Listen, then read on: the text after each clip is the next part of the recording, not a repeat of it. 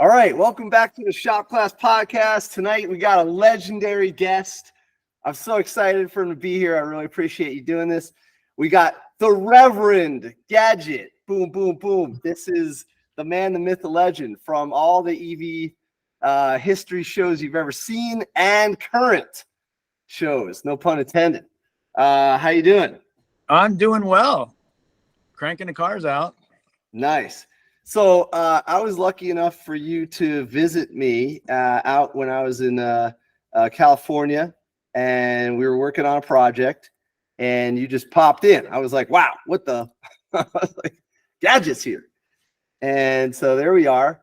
And we were working on a project. We were converting a Volkswagen bus. It's like a 70s bus style bus, but it's actually from 93.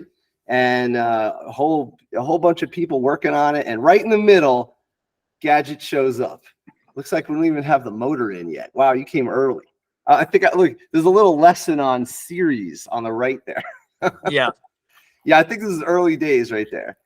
And so there's a bunch of volunteers that came in, and that's Sarah and Ali. There's Gadget, and then me. And I think this, oh my God, I forgot his name already. Geez, oh, he's going to kill me. Anyway, yeah, Zach. Yeah. So, yeah, they're all helping us out. But let's give some context before we dive into the questions. Let's give some context. So let's go back. When did you start working on electric cars? Let's get a little context here. Well, it is next year will be 2 decades. Wow.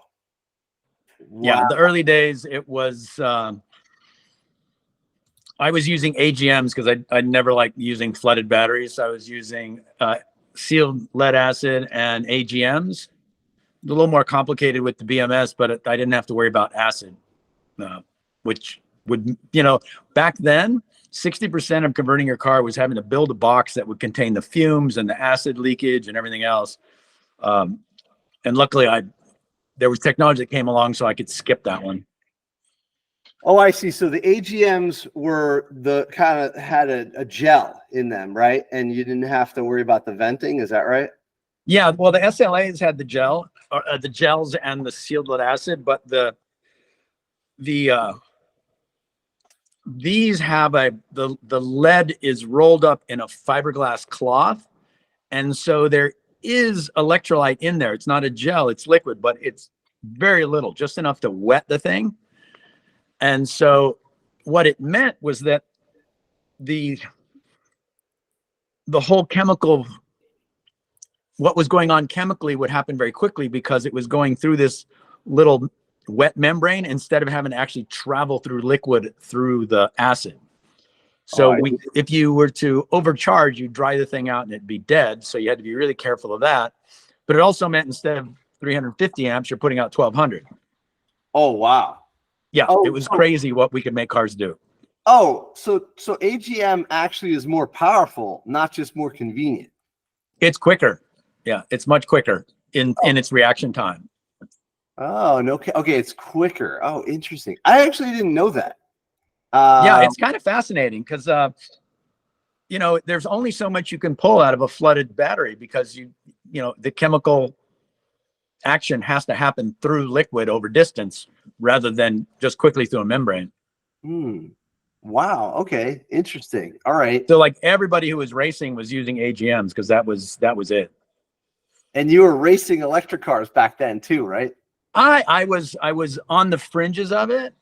Okay. But like I had a little Triumph Spitfire that I don't know, it was like maybe 4.5 second with the 14 AGMs and a small what was it? It was a 7-inch motor. It was only a 7-inch motor, but the torque with a 1,000 amp controller, it was nuts.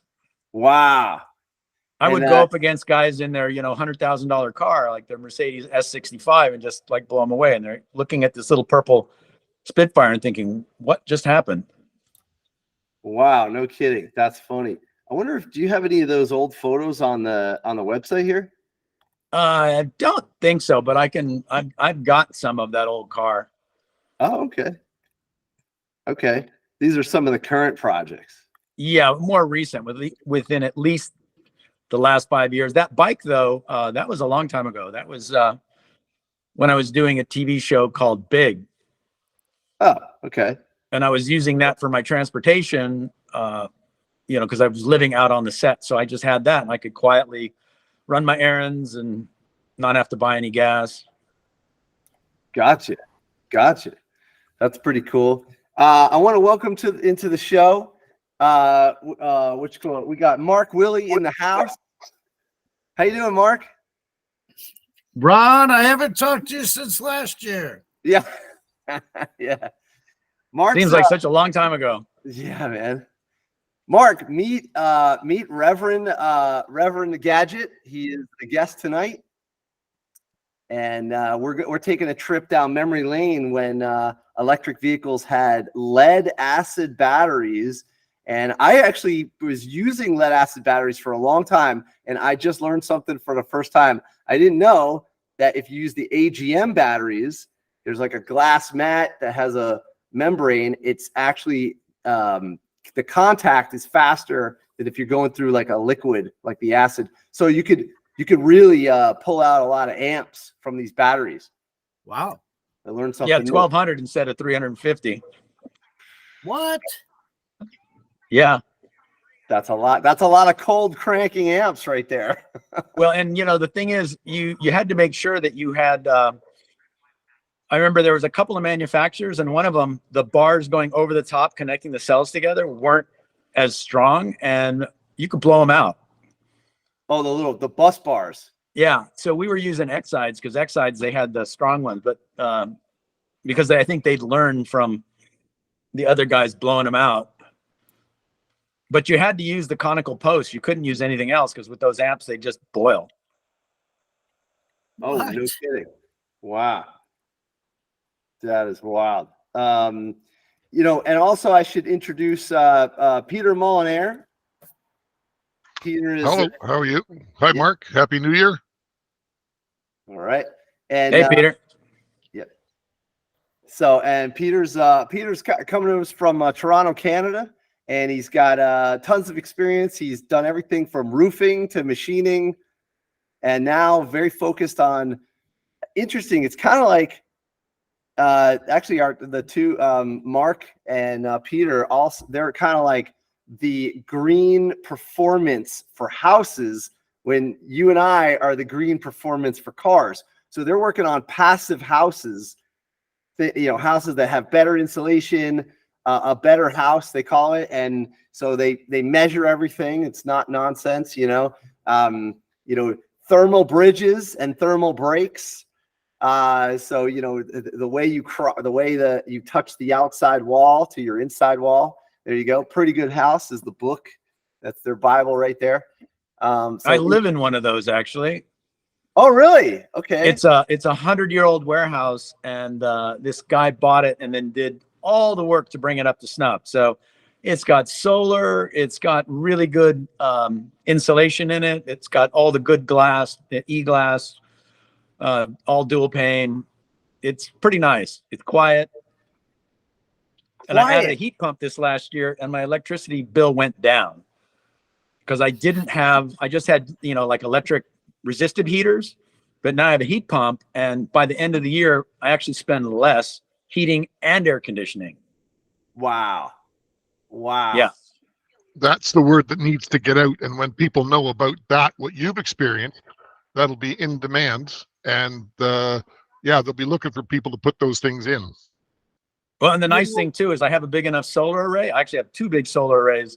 The cars are built with solar, and their first charge is solar. Wow, no kidding. With your understanding of the mechanical mind, how would you define a heat pump for your building to someone that has no idea what we're talking about? Ah, okay. Which is one that I try and explain a lot. So I think the easiest way to think about it is, instead of generating heat, because with electricity, it's 100% efficient at generating heat, but you're still generating heat, where with a heat pump, you're moving heat. So you're taking heat from elsewhere and just moving it from the outside to the inside. And so moving heat can take anywhere from a third to a quarter of the energy as creating heat. So if you can get it through your head that all you're doing is moving this heat, even if it's cold outside, you can still move the heat just like you do in a refrigerator. And then it's that more efficient. Interesting. They've got a dryer now, electric dryer that runs on heat pump, and it just takes a 110 cord. You don't have to have the 220 anymore. Wow, no kidding. Yeah. It's very interesting that we're on this topic because another member that just joined in is Matt Bloomquist, and he is a shop teacher in Taylorville, Illinois, and they build houses instead of the shop class. Like this is a basement with a garage door, and they bust the kids down to the lot, and starting with grass, they dig in and they just put the foundation, and they use as much modern, good house techniques as they can. And one of the things they have is a heat pump in the house, but they also have a heat pump in the office trailer. Matt, how's your heat pump going? How's that go? It's like a mini split, right? Yeah, it's a mini split. Yeah, it's going good. I've been going over there since we're on break and stuff, and the new lot is just blocked down from my house. I walked down there, and today, so I got enough battery and stuff, and with it being overcast and cloudy, we haven't got a lot of sunshine. I can let it run all night, and then the next day I let it run through the day, and then I'll turn it off, and then charge the batteries back up. So I'm kind of still doing that kind of like slow trickle down with the new batteries we put on and stuff, and letting them recharge and stuff kind of deal right now. Let me interrupt you for a second and tell, first of all, I'll introduce you to Reverend Gadget, and this is Matt Bloomquist. Say hi. Hello, everybody. hello. All right. And, but I should tell Gadget that, that last summer, right in the middle of that bus build, I flew to Taylorville. And what we did was we actually installed solar panels and a battery backup for his job site trailer. So he is all solar powered for the job site. The house will be, maybe it's solar. I'm not sure. I have to ask him. But his job site is completely solar. So it's pretty cool. sweet. Yeah, and he's running on a mini split. So here's some photos right here. This is us installing it. Here's the Victron system, and we didn't really know what we were doing. We just kind of like followed the instructions, and I used my electric automotive skills, and then these guys used their contracting skills and woodworking skills, and we just put it together. And so actually, we used Jehu's batteries. Gadget, you know Jehu, right? Yeah, I do. Okay.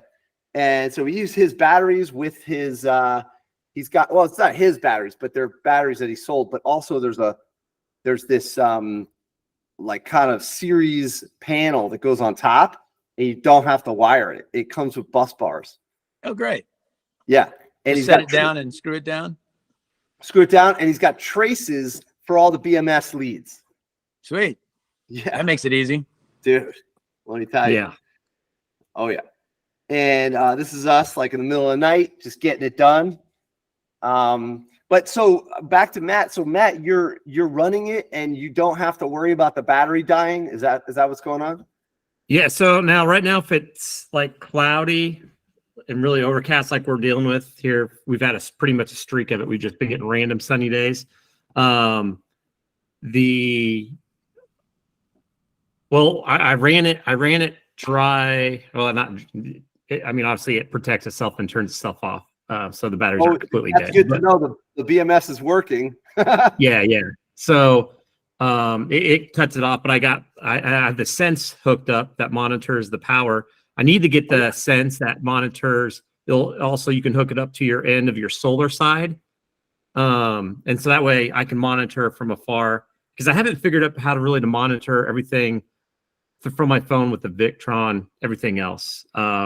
Oh, okay. I've only got a little bit of time to mess around and play with it, but I can pull things up. But anyways, I got the notification like at 5 a.m.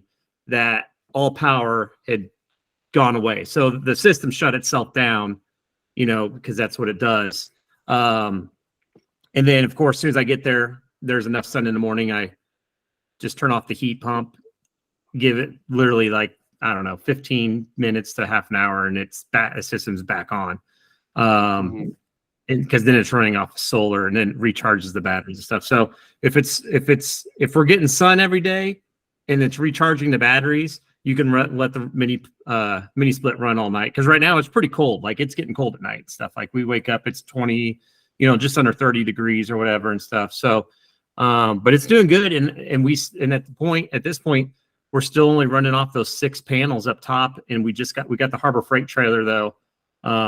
That coupon I sent out to you guys. I used the 25% off. We bought the 8-foot trailer. And so I'm gonna get that set up so we can put those other 4 batteries on, panels on that trailer, the movable trailer that can also connect into the system and stuff. And I'm hoping, because with the low voltage system we'll use for the house, which is pretty much like ready for solar panels and stuff, I'm hoping maybe to try to bring that, like move the movable trailer over and hook it up to the low voltage system whenever we have it in the house, and that would be our temp lighting inside the house, and run it off solar. But if nonetheless, we can still just run the cord. Like the concrete guys were there working today. They're plugged into the mobile classroom doing whatever they're doing. So like I said, so far everything, the whole house has been built off solar. That's amazing. That's amazing. What I was going to ask is, did you get the foldable red trailer from Harbor Freight? Yeah. I got the exact same one because we're going to do. Don't we all? Yeah. It comes in like 3 boxes or whatever. Yeah.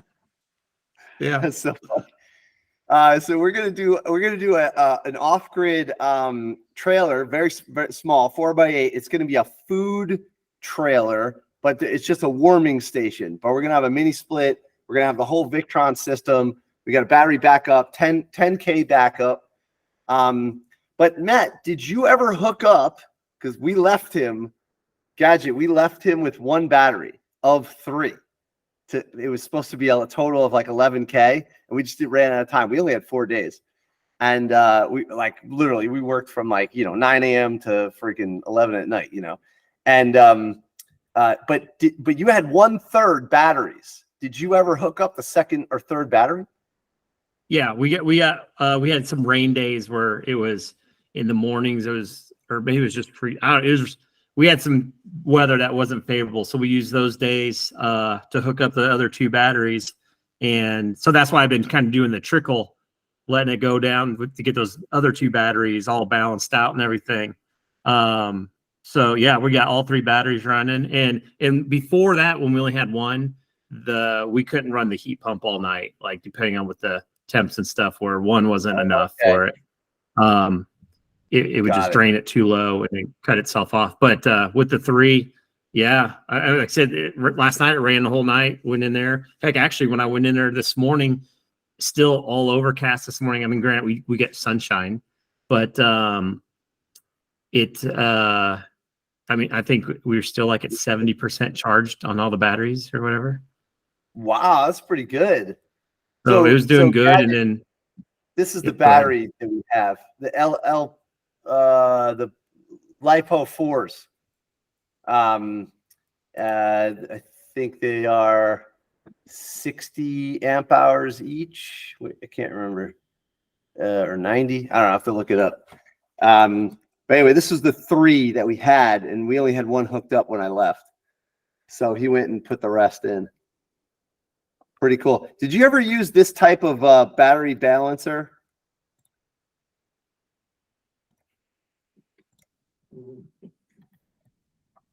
This one here. Do you recognize this one, Gadget? No, I don't. Okay. It's just like an Amazon special, Yeah, back when I was using lithium iron phosphate, we actually had to make our own boards. Get out of here. Really? Yeah. Oh man. Did you learn the circuitry and how to do it? Turns out I ran into a friend who was my best friend in high school. I saw him at like the 20-year reunion.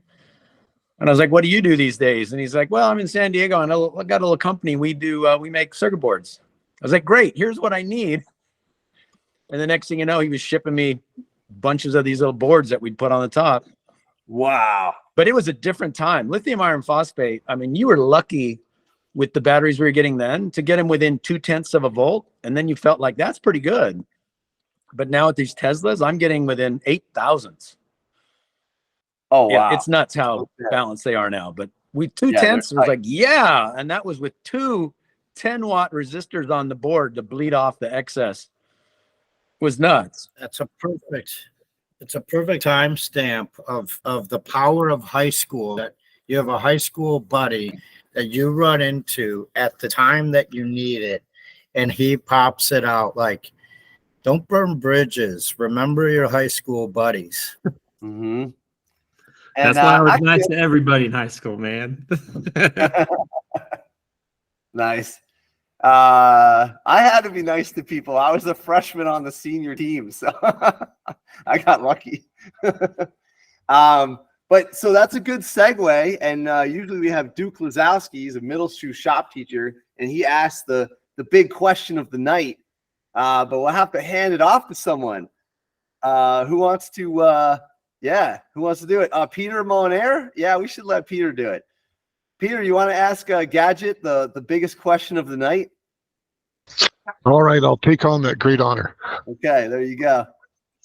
Did you ever have shop class growing up? Oh, I did. All right. I certainly did. I did shop class. And at the end of the semester, the teacher said, what are you doing next semester? And I said, well, I'm not really sure. And he goes, I'd like to have you on as my shop assistant. And so at the end of the semester, when it was time to fill out your cards and everything for your grades, my friend who was also a shop assistant, his card said shop assistant. Mine said metal technology lab assistant. Oh, nice. Nice. While the other kids are making hammers, I designed a 2-cylinder steam engine and machined that thing out to put it in the sheet metal boat that I soldered up. Had a little boiler in there, burning alcohol, with my little match wheels motor spinning a little fan. Wow. Yeah. Awesome. Oh my God. Now where was this shop class? It sounds amazing. Oh, it was what was it? Paul Revere Junior High School in Los Angeles. Okay, cool. And they had And then by the time I got to high school, they'd canceled all the shop classes, but I had a teacher who had a kit car, and he asked me if he got the keys to the metal shop. And so I spent my lunches in there building his kit car. Oh, get out of here, really? Yeah. So wait, they canceled the class, but they kept the facility and the Well, guy. yeah, they're all permanent buildings. Oh my God, that's amazing. So of all the shop classes, they closed wood and metal. They left electronics and the auto shop. Wow. Well, there. That's you. That's. And I never took auto shop because I was, I was at home when I was 15, I was making a go-kart. Okay. And then there was this moment of, well, shit, I'm 15 and a half. Pretty soon I'm gonna have a license. And the light bulb went off and I said, hey, Mom, I need more metal. And so by the time I was 16, I had built a full-size car out of all this 1.5-inch square tube. And, got it down to the high patrol for them to put numbers on it, got the smog, got the lights, got the brakes tested, and then turned 16. And I went and saw 26 states with a big old case of Top Ramen and $500. No way. Get out of here. Dude, you built your own car in high school and took it around the country? Yeah. My parents weren't really worried. They didn't think I'd get very far, but first stop was Oregon at my uncle's house. And then I went all the way to Maine to my other uncle. And then I came back. Oh man, you made it all the way to the East Coast. Yeah. 10,000 miles, 26 states. So fabricated, wired, and all the mechanicals in. You did it. Yep. $500? Well, I had to have them send me some money because 500 really wasn't enough. But when you're 16, you don't think about that. And also, I assumed the whole country was just like California that had dry summers and wet winters. Not true. It was hurricane season. It rained like you could not believe. Like Did when the I got up wipers to work? upstate New York, it was pouring.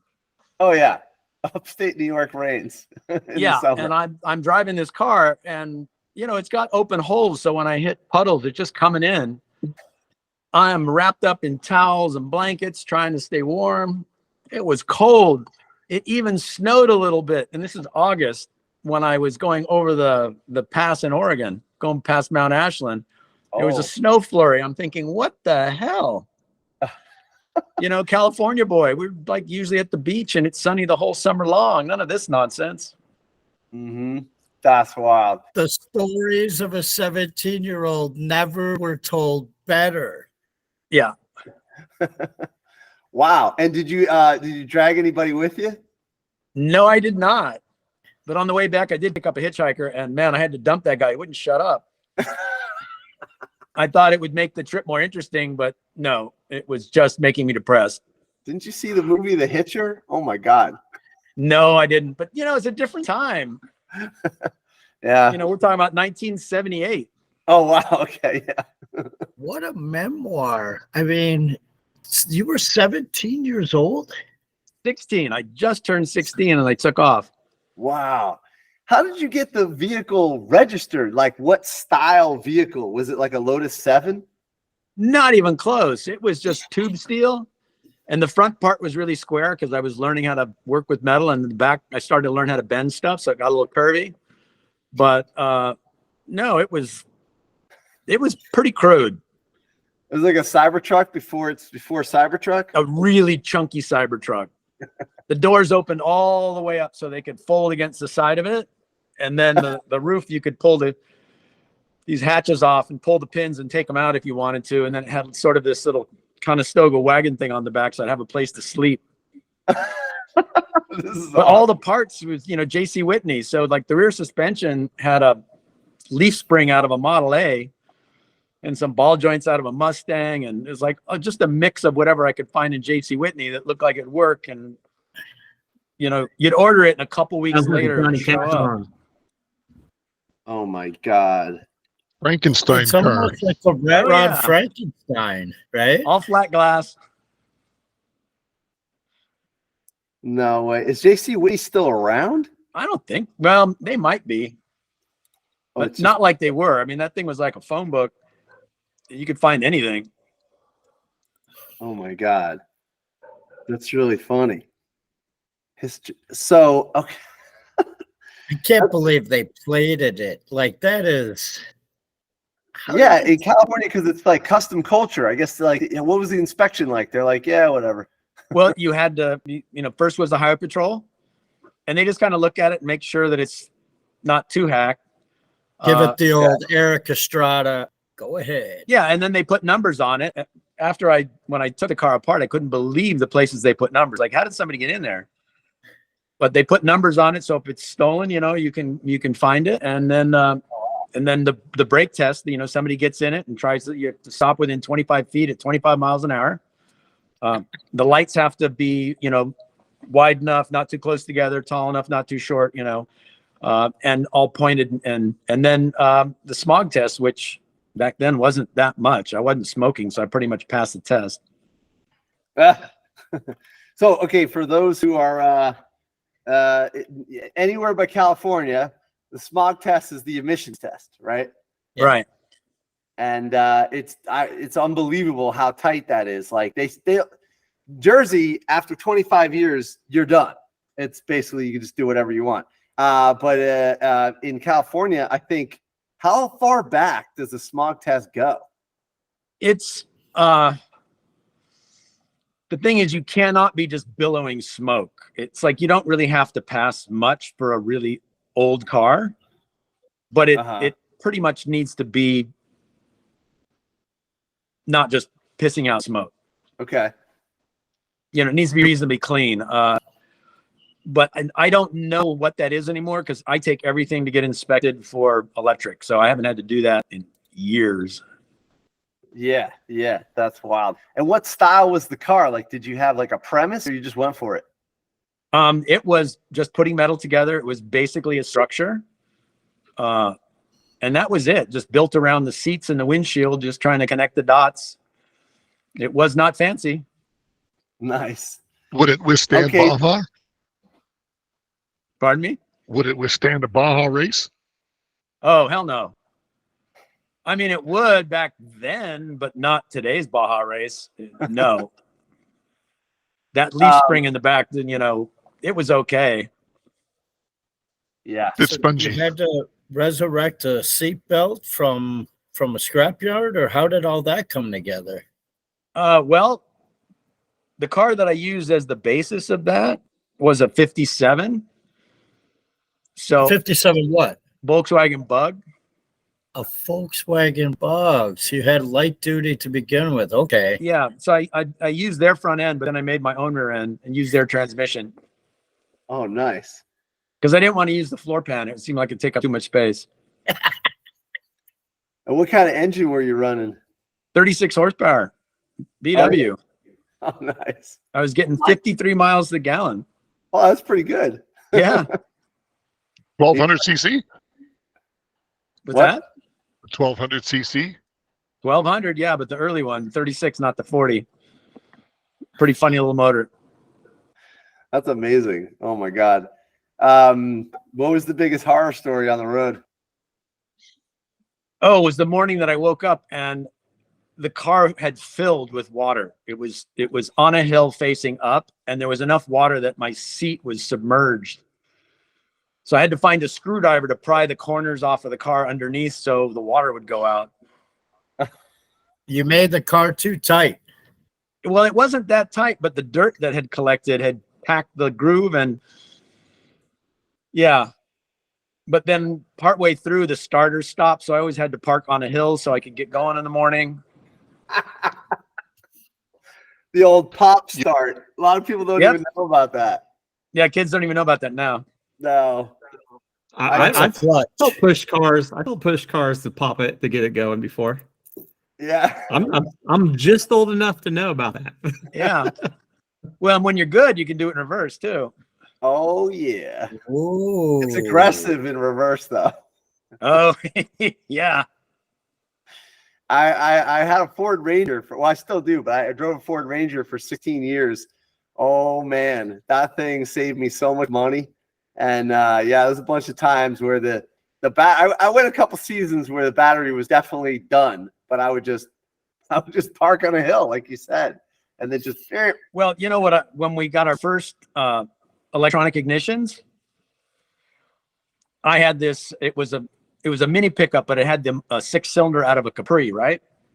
With an automatic, so you couldn't bump start it. But what you do is you go into the hood and you turn the engine over maybe 2 or 3 times, and then get it just past top dead center, and then you go inside and turn the key, and it would just come on.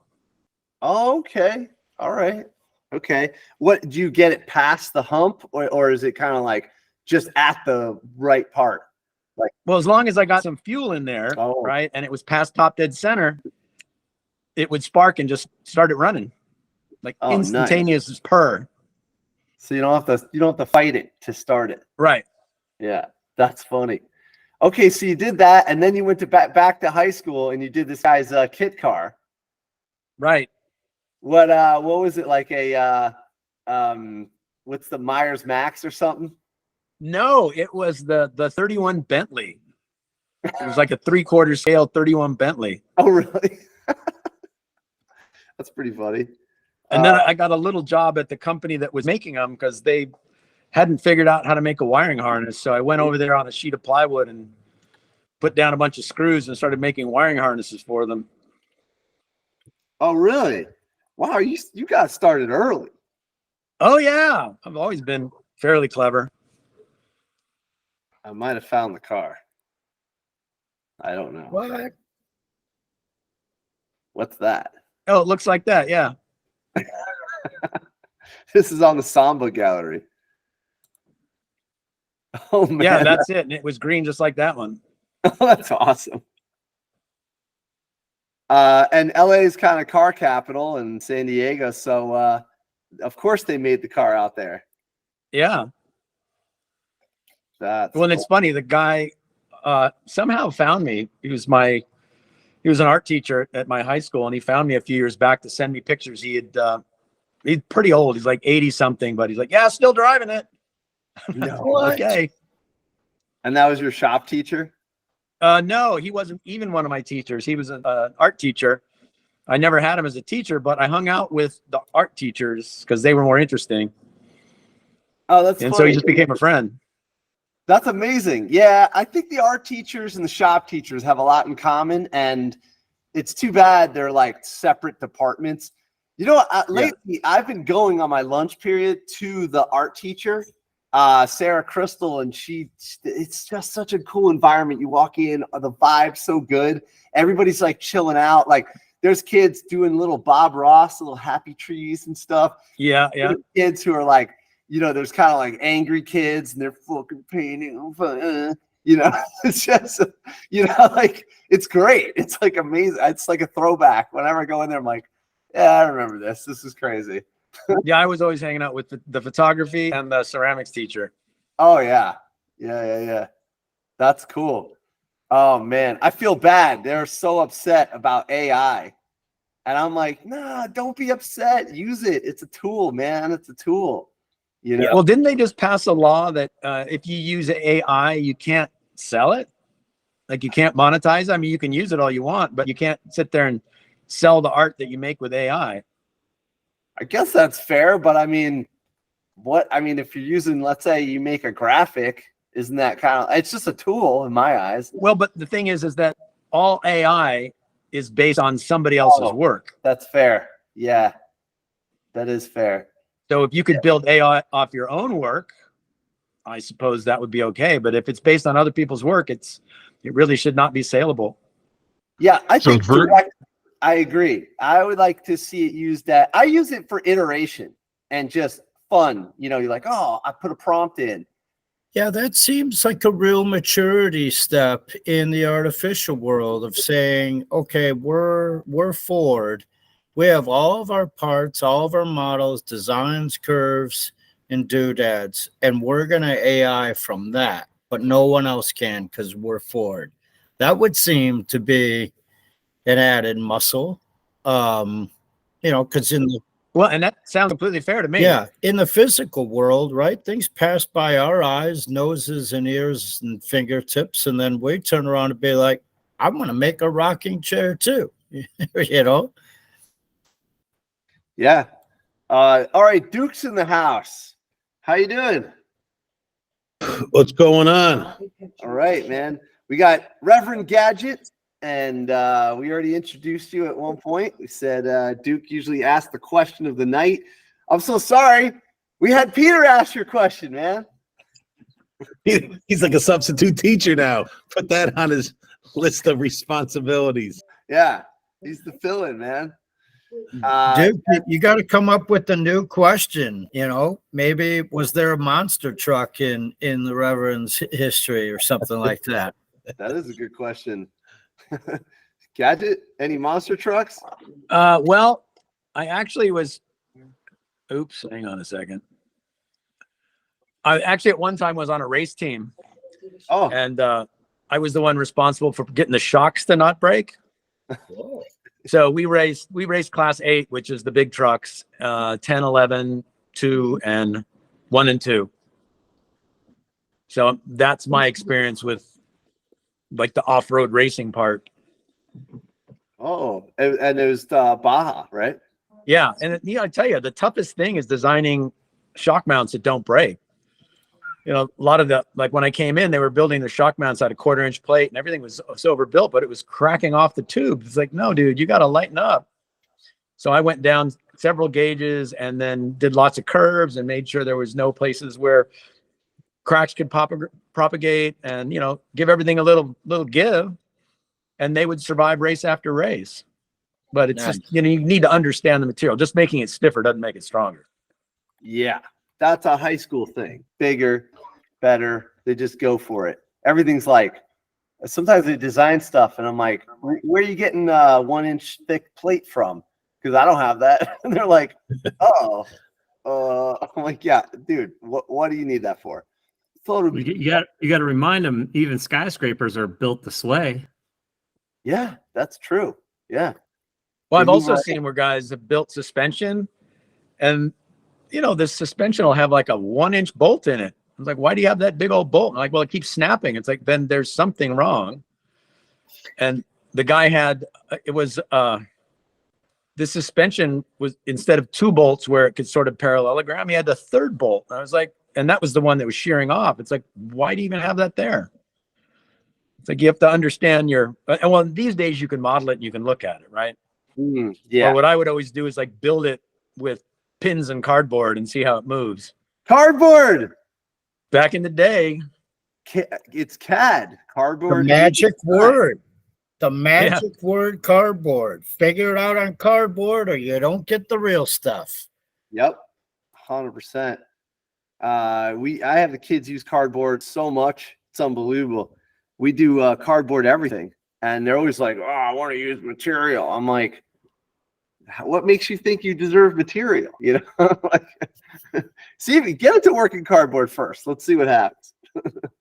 I once taught at an architecture school. I was teaching them fabrication, in architecture. And I remember so many of the students wanted to go directly to CAD and do everything in CAD. And I finally just had to say, look, just get a piece of paper, sketch. You can do 20 iterations in a couple of minutes, where you're going to get one iteration that you're going to find yourself married to, and you might even not like it, right? So it's like, don't waste all your time on CAD until you get to something that you really think is worth your time. Yeah, CAD's a refinement tool. This is a cardboard rear end. Okay, there you go. This was for a Lotus 7. We were trying to figure out where to put all the stuff. I think I went a little overboard here. This is like an architecture project. That's But it works. amazing. PVC tube, super light. You just throw it in there, no big deal. So I keep it as an example, and you could slide it if you had to. It's funny. I haven't pulled that one out in a while.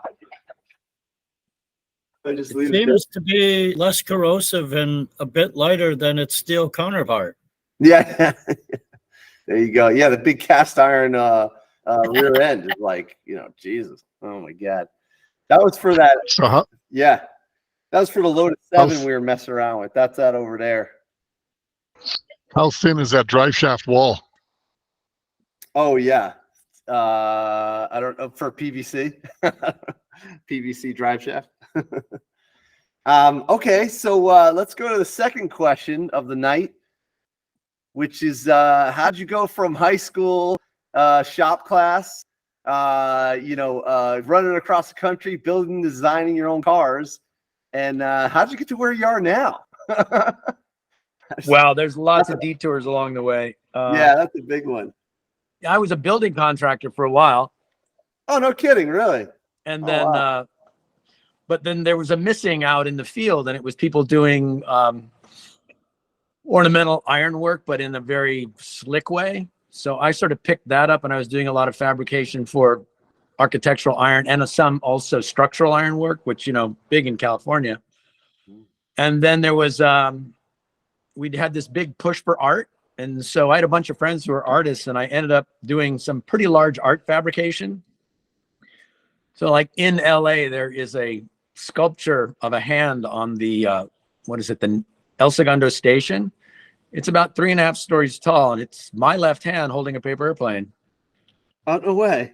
Yeah, it's like 29,000 pounds of steel just for the hand, and another 5,600 for the airplane. Whoa. It's pretty nuts. It sits up on the train station, and the train goes underneath the wrist. What? So I was doing all Where kinds of is weird shit like that until I got bored of it. And that's Dude. when I went back into cars. Yeah, that's it. This? Come on. Okay, like it's always a challenge to start a new season of a podcast in January, and you never know where you're going to go. We're done for the year. That's it.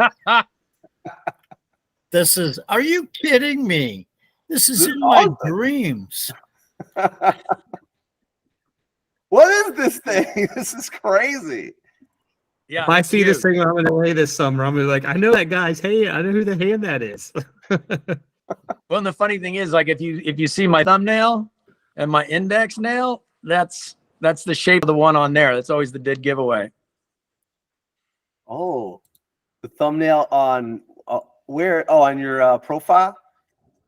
And on that, when you look at that hand, if you go up there, you'll see how square the thumbnail is and how round the index finger nail is. Gotcha. Signature. Pretty cool. Yeah. Dude.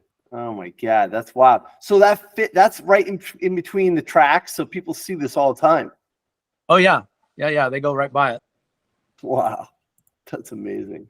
So I worked on something So like, can you I tell think us the 5 story stations, but about that was the biggest How did project. that come- God, Sorry.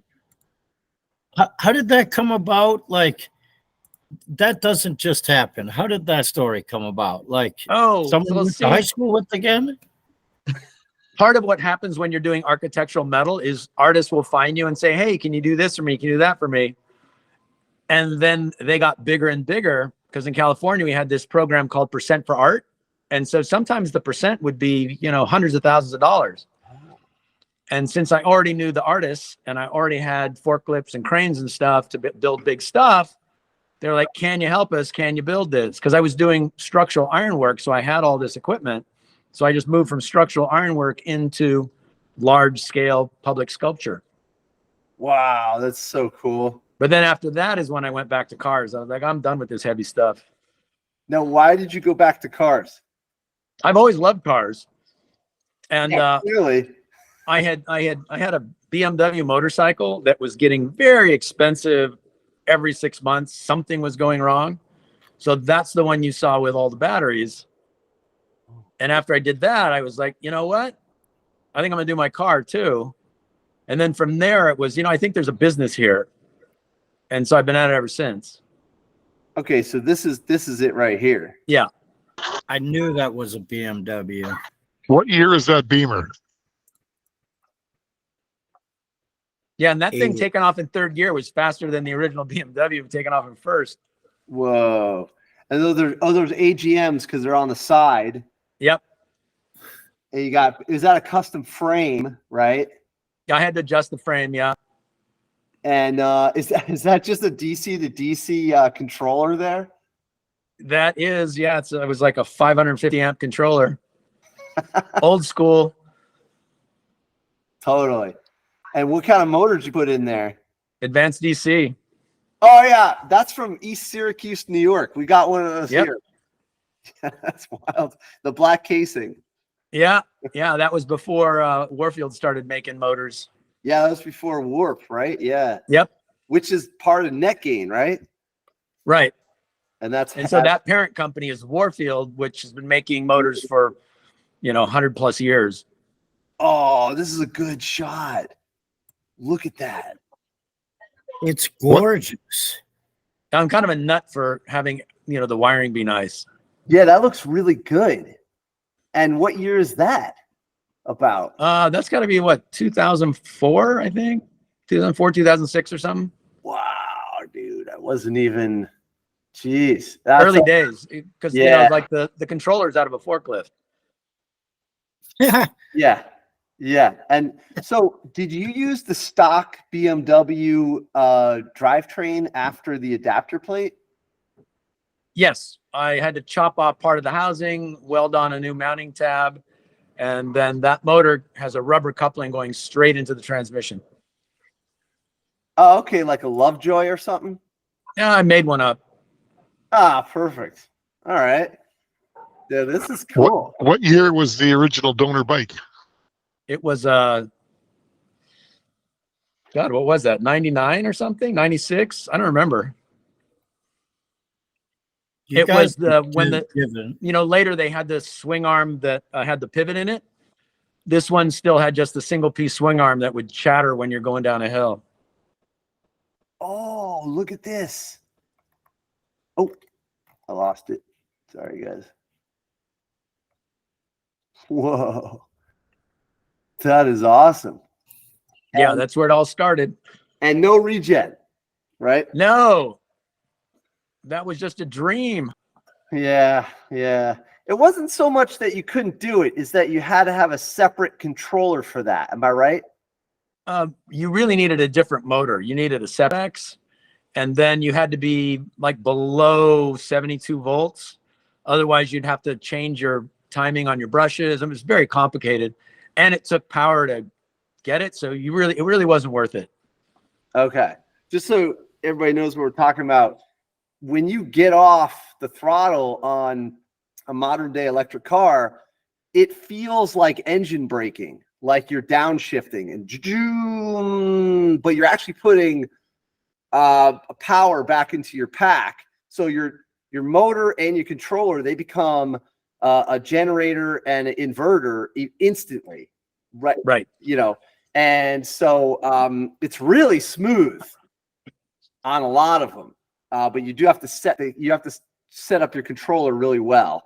I had a problem. I had a Fiero that someone had converted in California, and the timing was wrong. They sold it to a schmuck in Jersey, and then I'm the second schmuck. So there was a first one, and then I'm the second schmuck. But anyway, so they I got it, and whenever you get off the regen, it took a second. So you'd be like, "Oh my God, I'm free falling," and then they put on. So you don't expect it. So once you have regen, you become attuned to the regen. If you don't have it, it's kind of odd. It's like driving an automatic all of a sudden, like instantly. So it's kind of weird. Yeah, an automatic with absolutely no resistance. You're free floating, you know? Yeah, pretty much. It's like you just threw it in neutral. Yeah. But then it's complicated when it comes to shifting gears, because if you regen immediately and then you go to shift gears, you might miss the RPM. What do you do about that? Well, I don't do it anymore, but what I used to do is put a button on the shifter and it turned regen off. Got it. So if you're in the middle of a shift, was it a physical button or was it It's a physical button. So you'd grab the knob, push the button in, and then initiate your shift. And that way it would just coast. Actually, I'd set it to maybe 2 or 3% because you need it to slow down a little bit to catch the next gear. So with a little practice, you could set what you wanted your regen to be when you hit that disable button. But I don't, you know, the whole thing of what I do now, that's what I call remotoring. So if I just take the engine out, put a motor in, then, you know, that's what I consider remotoring. Where now when I do the cars, the transmission's gone. I do everything. Well, everything is Tesla. And so we don't have any losses through the transmission or through the rear diff. There's just the minimal losses of the 2 meshes of the primary and the secondary. And that's it. And so I find that by getting rid of all the drivetrain, I can give you about 15% more range. So, really? And it's the real EV experience. You know, like my Porsche is on the 3rd transmission because it eats them. It's a lot of torque, and the Volkswagen transmission is really set up for 40 horse. And I mean, I could go in there and like put a Porsche transmission in, but for a fraction of that, I can drop in a Tesla and call it done. So here's one of your modern projects. This is your DeLorean. Yeah, that was a fun one. And you have a modern Tesla motor in there? Yes, it's a front motor in the rear, which is a pretty good trick because front motors are slaves and the rear motors are masters. So you have to trick that motor to think that it's a master and not a slave, because otherwise it can't take commands or anything. Got it. Interesting. Really, I mean, yeah, I could ask you a follow-up on that, but I wouldn't know. I guess that's in the programming. No, you actually have to swap a board. You have to buy a rear motor, swap the board, and then swap. There's a bunch of wires because it runs they run backwards from each other. So you have to swap your sensor wires. You have to swap your main lead wires so it runs the right direction. And then it'll think it's got the master board. It thinks it's a master. And so now it'll take throttle inputs and all that. Gotcha. So just so what, you know, people see what we're talking about. It's kind of like this, like you get it from a crashed car. Is that right? Yeah. And this is, I don't know which unit this is. This is a front drive unit on a Model Y or a 3. Oh yeah, it's the front from a Model S.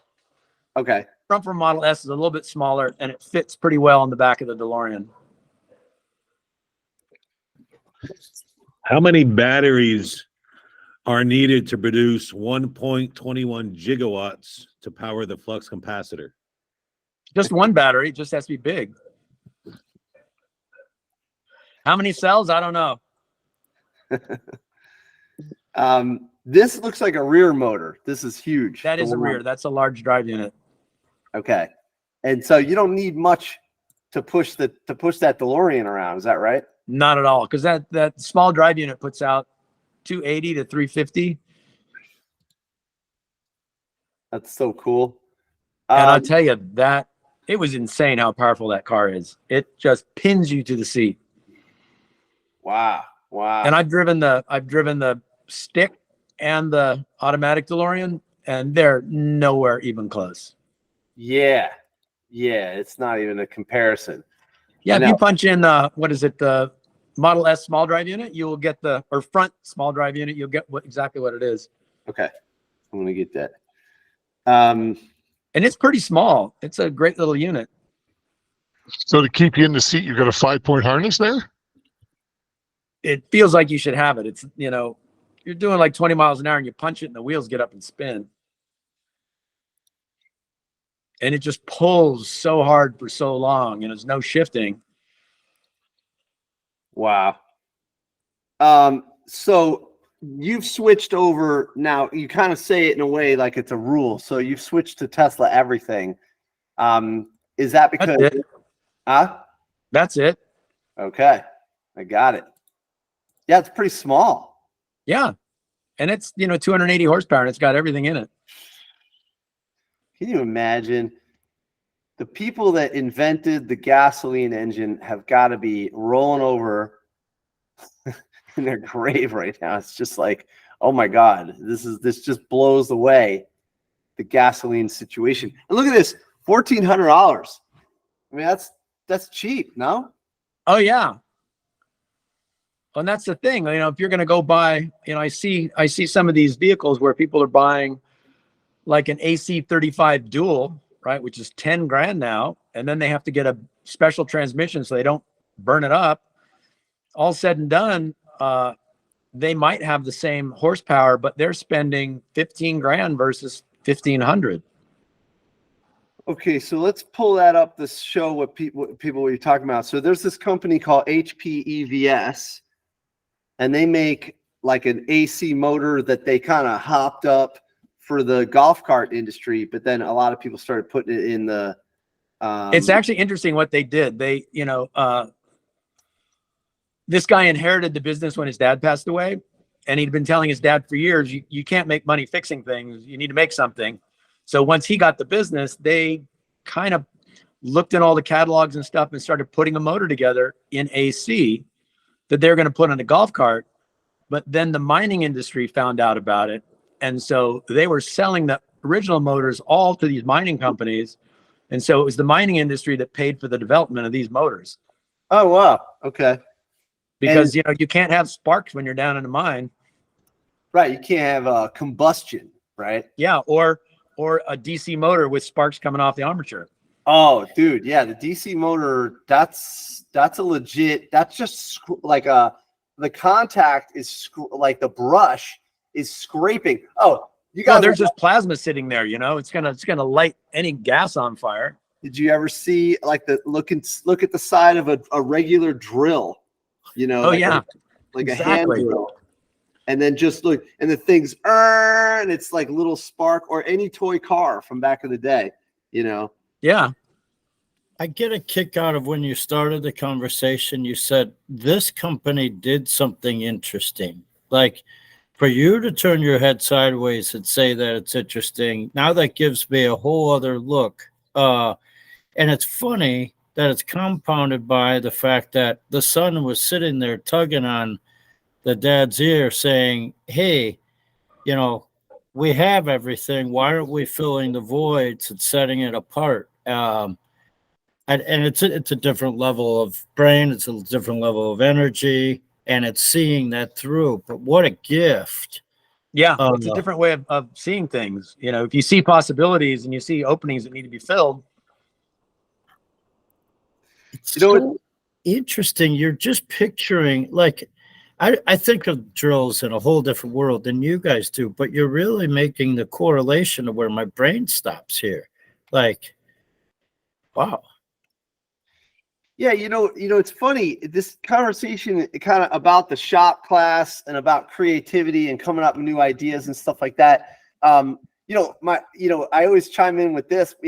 My dad had a bakery, and the funniest thing was, it was right about the time that they were doing the whole Friends in New York City and also Starbucks. And I remember being like, "Listen, Dad, we should probably sell really good coffee." So imagine the 17-year-old talking to his dad. We should sell really good coffee and then sell pieces of cake, and we could charge whatever we want. People just want to sit here. And he heard, "Sit here? I'm not going to have some bum sit here, buy a 55-cent cup of coffee. Are you crazy? All right, let's go move these eggs." And he's just like, so I can imagine being like the son of this motor company and be like, "Hey, Dad, we got to make performance electric motors." And I'm sure his dad was like, "Are you out of your mind? Nobody wants that. Look, bring that armature in here. We got to get this thing going. Just business. Just go." Yeah. Well, all they did was motor repair. And, he was right. You're never going to get ahead just repairing things. It's a job. Yeah. You got to come up with a new idea. My favorite line of 20-year-olds today is when you ask them a question, they pause and you wonder why you don't get a response. And they say, "Hey, man, just weighing my options." Yeah. Right. And this outlook is perfect for that. Oh, yeah. Pretty wild. So, yeah, the AC50 is prolific, but then the net gain motor came in with something a little different, right? Right. So can that you one is explain a the switch difference? reluctance motor. Okay. And so that is a cast iron core.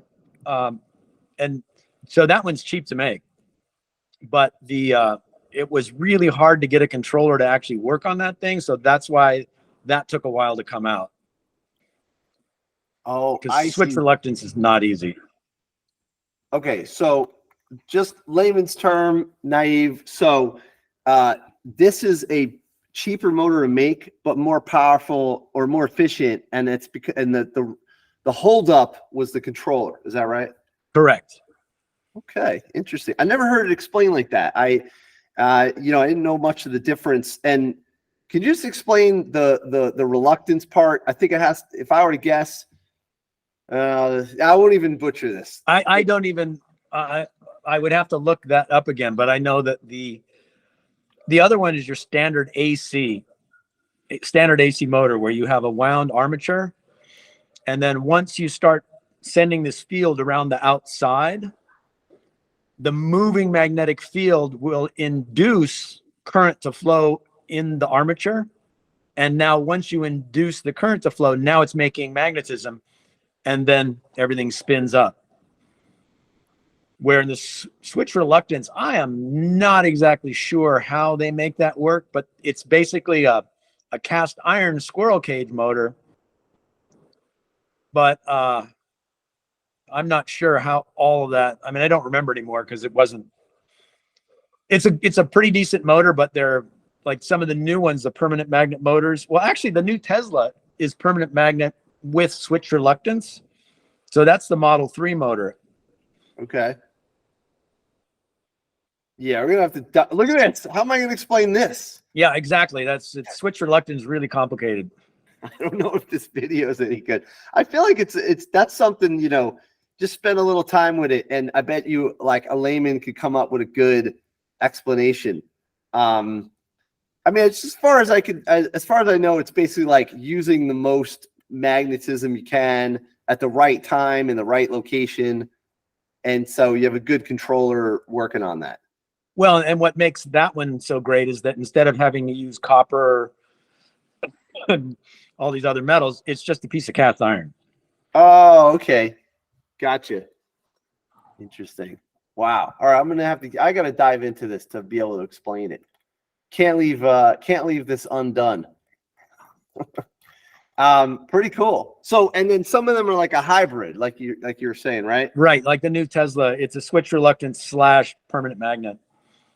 So you get the best of both worlds. One of them probably does something better than the other one. When you have permanent magnet, you're going to regen better because you don't have to give it any power to regen. It naturally wants to regen because it's got permanent magnets in it. Oh, okay. And so just on the layman's term, you got a magnet and a wire. And when a magnet passes a wire, you're actually moving the electrons in that You'll wire. induce a current to float. Yeah. Yeah. Yeah. Basically back to DC. Just absolutely easy. You know, every motor is a generator, and that's what people should know. Well, as long as it's got permanent magnets in it or a field you can excite, then yes. Nice. I remember when I was trying to explain the conversion process, because, you know, I jumped in as a teacher in the education space. I jumped into electric cars pretty early, like 2008, and not compared to some of the people that taught me, but around here, no one knew about this stuff. And so when I was trying to explain it, people were like, but I don't understand. Like, how's it go? I go, just imagine you got your starter motor, right? But you just click on the engine, delete, click on the starter, and just go. It's just a bigger starter, you know? And then that's the DC one. Now you have to have bigger batteries, and now you need a controller because you can't just have on and off. Right. With your, you know. Cool. Good stuff. So, okay. Now we should probably talk about some of the wild projects that, like, movies and culture that you've been in. You have influenced a generation. I've always been a fan. I only got to meet you just this past summer, which was so cool. And I really appreciate that, because I know it sounds funny, but you really do need like a shop guy out there, like an inventor doer, you know, actually coming up with ideas and doing it, and then being able to explain it. So I really appreciate you, kind of like an artist, builder, inventor, mechanic. And that is really well appreciated. And I think the camera captures that well. And then also the story is really good. So I remember Monster Garage, you know, Jesse James, he's a builder and he can talk and explain what they're doing, get people excited. I you know, welding was not on the radar for me. And then I didn't have shop class growing up. That's the irony of this podcast, you know? And so then I saw Monster Garage and I was like, wait a minute. So you could like just design a car and build it yourself? I was like, all right, yeah, I'm doing that. So, you know, and then when I saw I saw this movie, Revenge of the Electric Car. And now, were you in part 1, Who Killed the Electric Car? I was in both of them. That's okay. Right. So I have the clips all queued up. And so just, I'll give a little context, and then I want to ask you about it is, you know, I don't know if people know, but, you know, California had made a law to kind of push the envelope. We had electric cars. Exactly. Electric cars were on the scene. They were selling them. And then, believe it or not, this is like conspiracy right here, but it absolutely happened. GM went and they leased the car as a compliance for the law. And they actually hired a very good company to do it. It was I think it was Aerodynamics or Aero. Geez, I got to look it up. But the company that built their car did a good job. So then GM on the side, they went ahead and they overturned the law. Well, the moment the law was overturned, they called all the tow trucks and they would rip the car out of your house. Yep. But there were people with cameras and they documented this entire process. And well, also the director of the film had an EV1 and they took his EV1. It's like, you don't really want to piss off a documentary filmmaker. Dude. So can you explain, you know, the whole EV1 situation and how you got involved?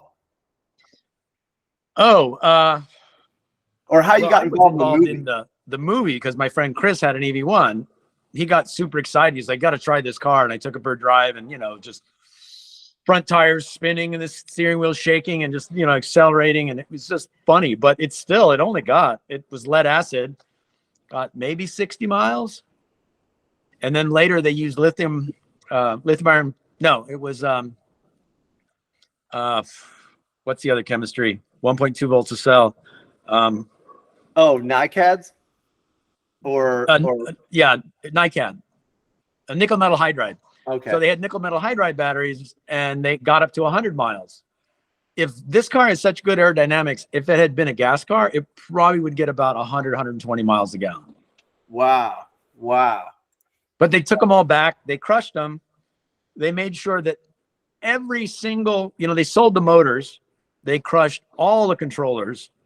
There are no controllers left. I don't know what was so secret about the controllers, but none exist. They all were crushed. Wow. The motors were sold and people could, find a controller to run them. So they were available, but unfortunately most of them were crushed. This is the company, AeroVironment. Yep. AeroVironment is an aerospace company, and they have incredible understanding of lightweight aerodynamics. In fact, they have a world record for a human-powered airplane that crossed the English Channel. Right. So you have these people making the car, and then you had AC Propulsion, I think, is the ones who did the controller. Yeah, that Alan Cocconi. And so AC Propulsion, just incredible. Like the connection is unbelievable. So GM had everything. They had the aerospace. They had the controller, the AC, the style, the buyers. And they literally went and crushed the cars. And the movie captured the whole thing. Like, Well, and guess who bought the license for the T0? Elon Musk. Yeah. So the first cars had exact same cell count and everything as the T0. So just what is the T0 for everybody who doesn't know? At the bottom of that page, you had like the yellow and the red car, that little teeny. It Yeah. would just pin you in the seat. That car is so fast. Yeah. Alan Cocconi is this guy who is really good at designing things around surplus parts. So he had designed cars around like laptop batteries and IGBTs. And so it was, it was a great little design. It wasn't really designed for mass production. So that was their struggle in the beginning, was trying to figure out how to mass produce that motor, because it was a lot of hand welding. It was a very, very, they had like brass end caps with copper bars, and they were all hand brazed on there. But they were super efficient. I mean, Alan made these cars that could go so far. There it is. Mm-hmm. Was teeny, and the batteries were in the sidewall. So when you climbed over to get inside, the battery was on the sides. But that car was so fast. I mean, I got a ride in it. My head just got wedged back up against the roll bar. Wow. So did that one get banned too? Like, I'm trying to catch up. You guys say this matter of factly, but on the GM portion, we'll get back to the Zero. Was this because of the fact that the solutions were given and the success was there? That's why this got wiped from our memories? Is that? Well, it's like It was an okay solution. It wasn't a perfect solution. People love their cars. They went through a bunch of lawyers and tried to come up with ways to buy the cars and absolve GM of anything, but they did not want people to get to know and like electric cars, because they knew it would spell the end. So they took them back and crushed them all. Ford started to do the same thing with their pickups, but then they got smart, because the PR was getting so bad that if you brought your truck in and you had it all up to snuff with new batteries and all fixed up, they'd sell it to you for $1. And then the RAV4s they did sell, because they didn't want the bad rap either. But GM got the worst rap because they would not relent, and they crushed all those cars. So it's a designed smear campaign so that people have the litmus test that if you have an electric car, it could be removed from your hands. Yeah, because they sell themselves and they knew it. Hmm. You know, everybody driven one is like, wow, this is great. It's a It's tough, Yeah. it's a tough conversation. A Ford Ranger or a Tesla? Jury's out. And the Ford Ranger was okay. It was fun to drive. Wasn't too fast or anything, but it just was so easy to drive. It was just very comfortable. Hmm. And look, to be fair to GM, I always make this joke. I go back to my dad's bakery story. People would, when I got into electric cars in 2008, and people would say to me, like, how come GM doesn't do it? And I would always say, listen, my dad had a bakery in Manhattan, starting from my grandfather back in 1935. They had bellies that came out to here, right? If you went into my dad's bakery and you said, Herbie, listen, you make all the baked goods, but like you're selling too much sugar, butter, and fat. It's time you got to sell kale salads. My dad would kick you out of there. It's not happening. He sells donuts, pastries, bread, sugar this, pastry that, butter, come on, croissants, come on. That's not going to happen. So if you're GM and someone's like, oh, you got it, you have to sell electric cars, they're probably like, are you crazy? That's not what we do. Well, and here's something that we didn't really notice in all of that. But early on, if you look at the people who are on the boards of those corporations, they're also on the boards of oil companies. And then after the big crash and it became Government Motors, there's a whole new board. And you see, they jumped right on doing a hybrid. Oh. Because they got to make their own decisions at that point. Fair enough. Like, I mean, look, my dad never hung out with the people that sold the sugar to him, but I mean, he just was a small bakery. But if you're a big bakery, if you're a bakery the size of GM, you probably hang out with your suppliers. I mean, it's just like, well, and the people on your supplier's board is the ones on your board. Yeah, dude, you're selling sugar. And the guy assembles it and calls it a donut, but it's sugar. So I don't really blame them, but that doesn't mean I have to participate. I can build electric cars. I'm autonomous. That's the beauty of this country. And it's all going to bite them in the ass because everybody who's been lagging is probably going to go bankrupt. I don't know that Toyota's going to get through this.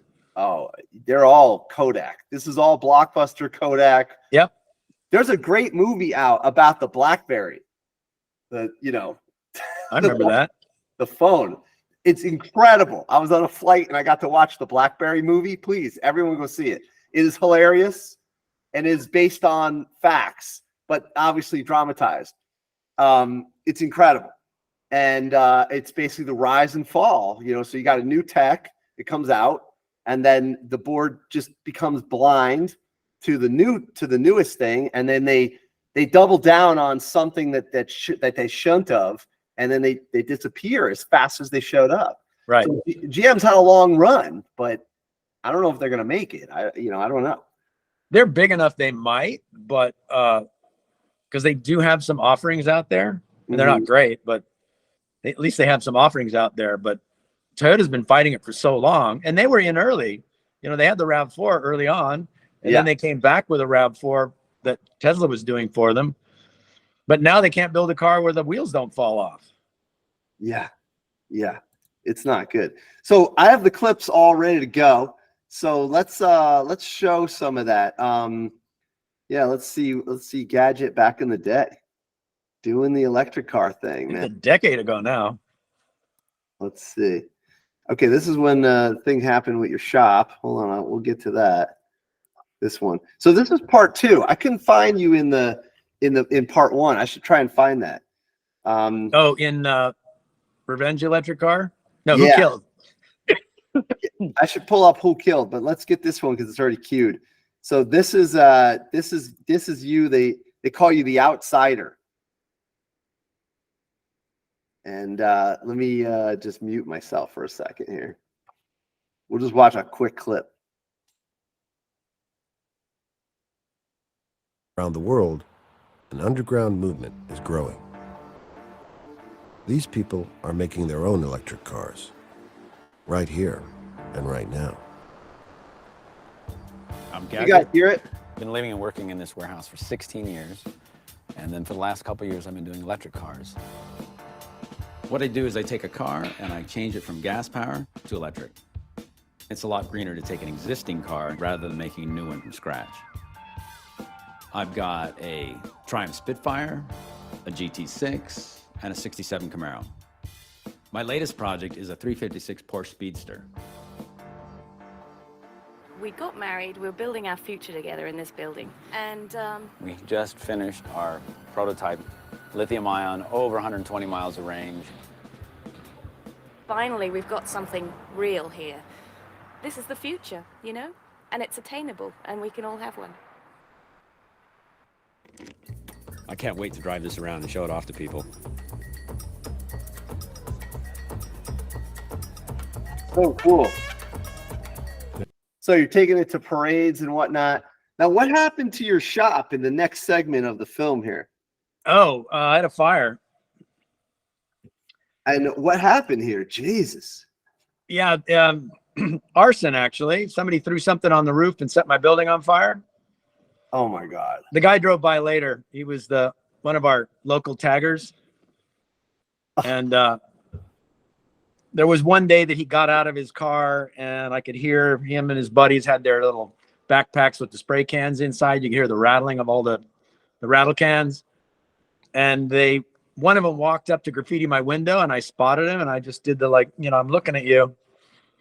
And then they all hiked up on the hill behind my shop, which is where they were opening the new park. And I'm sure they got busted when they went up there. And I'm sure they assumed that I turned them in. Because otherwise, why would they burn my building? Whoa. But they definitely came by and waved after the thing had burned down to make sure that I knew it was them. Oh my God. Wow. It's Yeah. so funny because you're an artist who supports artists and they probably don't even realize that. They just see you as some other guy. The man. Yeah, ironically, you're the man. Yeah, right. Yeah. That is crazy. So luckily you've recovered. I'm glad to see that, man. Yeah, and it was, now I made the switch, though. Get out of DC. Because from there I went to AC, and then when I moved here, actually COVID, everything shut things down for about 2 years. Because I had clients that were ready to build their cars, and then when COVID hit, they're like, well, we have kids. We're going to wait until this is over with in case we need this money. So during that 2-year hiatus, I made the switch over to, actually went into VR, but I made the switch to Tesla after that. Oh, okay. I got you. VR with like virtual reality? Yeah, I was building, designing and building VR PlayStations. So Get the one outta that you here. would go to Dave and Buster's and there'd be this big thing that you climb in and play the game. I was designing and building those. Oh, because that was the move. You're very adaptable. Oh yeah. If I ever have a big change in my life, I got to call you first. Be like, dude, Gadget, what will you do here? That's awesome. What other shows were you on? My first show was Monster House. Yes. Oh, I remember that. Yes, you look very familiar. I'm like, I know this guy. Monster. Yeah, I did a House. Monster House, and then they right after that they said, "Can you come in?" We don't want to say it's a host position, but it is. And I got big.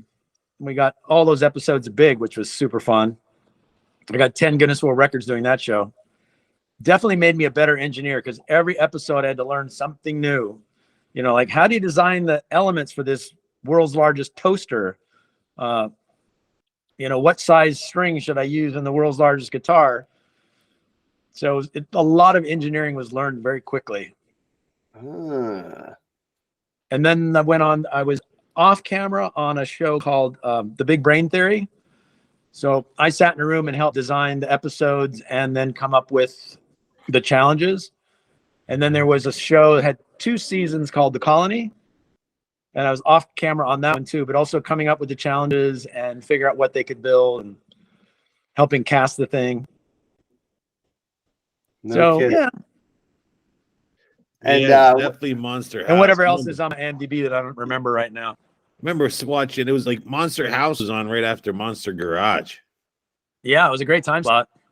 Yeah. dude, that was the best. It was. Dude, they never did it better than those two shows. Yeah, Monster House was cool too. The only thing better than that was when The Rock and Steve Austin were wrestling for WWE and the NWO was wrestling for WCW. Oh man, it's so funny. Dude, it's great stuff. Besides that, yeah, Monster Garage and Monster, I think it was like Monday nights they're on, I forget. Yeah, and The then most they had a spin-off that was kind of in electrifying between the two that was garage called in How to the Monsterize industry. Just About Anything. I did a couple episodes of that one. Nice. Wow. And that's pretty cool. Yeah, the whole Discovery Channel blew up with Monster Garage, Mythbusters, all that. Just do it, DIY and measure Like to it. build off. Oh, we also there's a show called Smash Lab. We were Mythbusters on steroids. That was pretty nuts. I destroyed 21 Crown Victorias in our season and a half. Whoa. And what are You've you? had some fun in your life. I have been having way too much fun. Dude, this is great. Now, what was the all of the world records that you have? Well, let's see if I can remember. Let's see. The world's largest blender, world's largest playable guitar. There was hair clippers.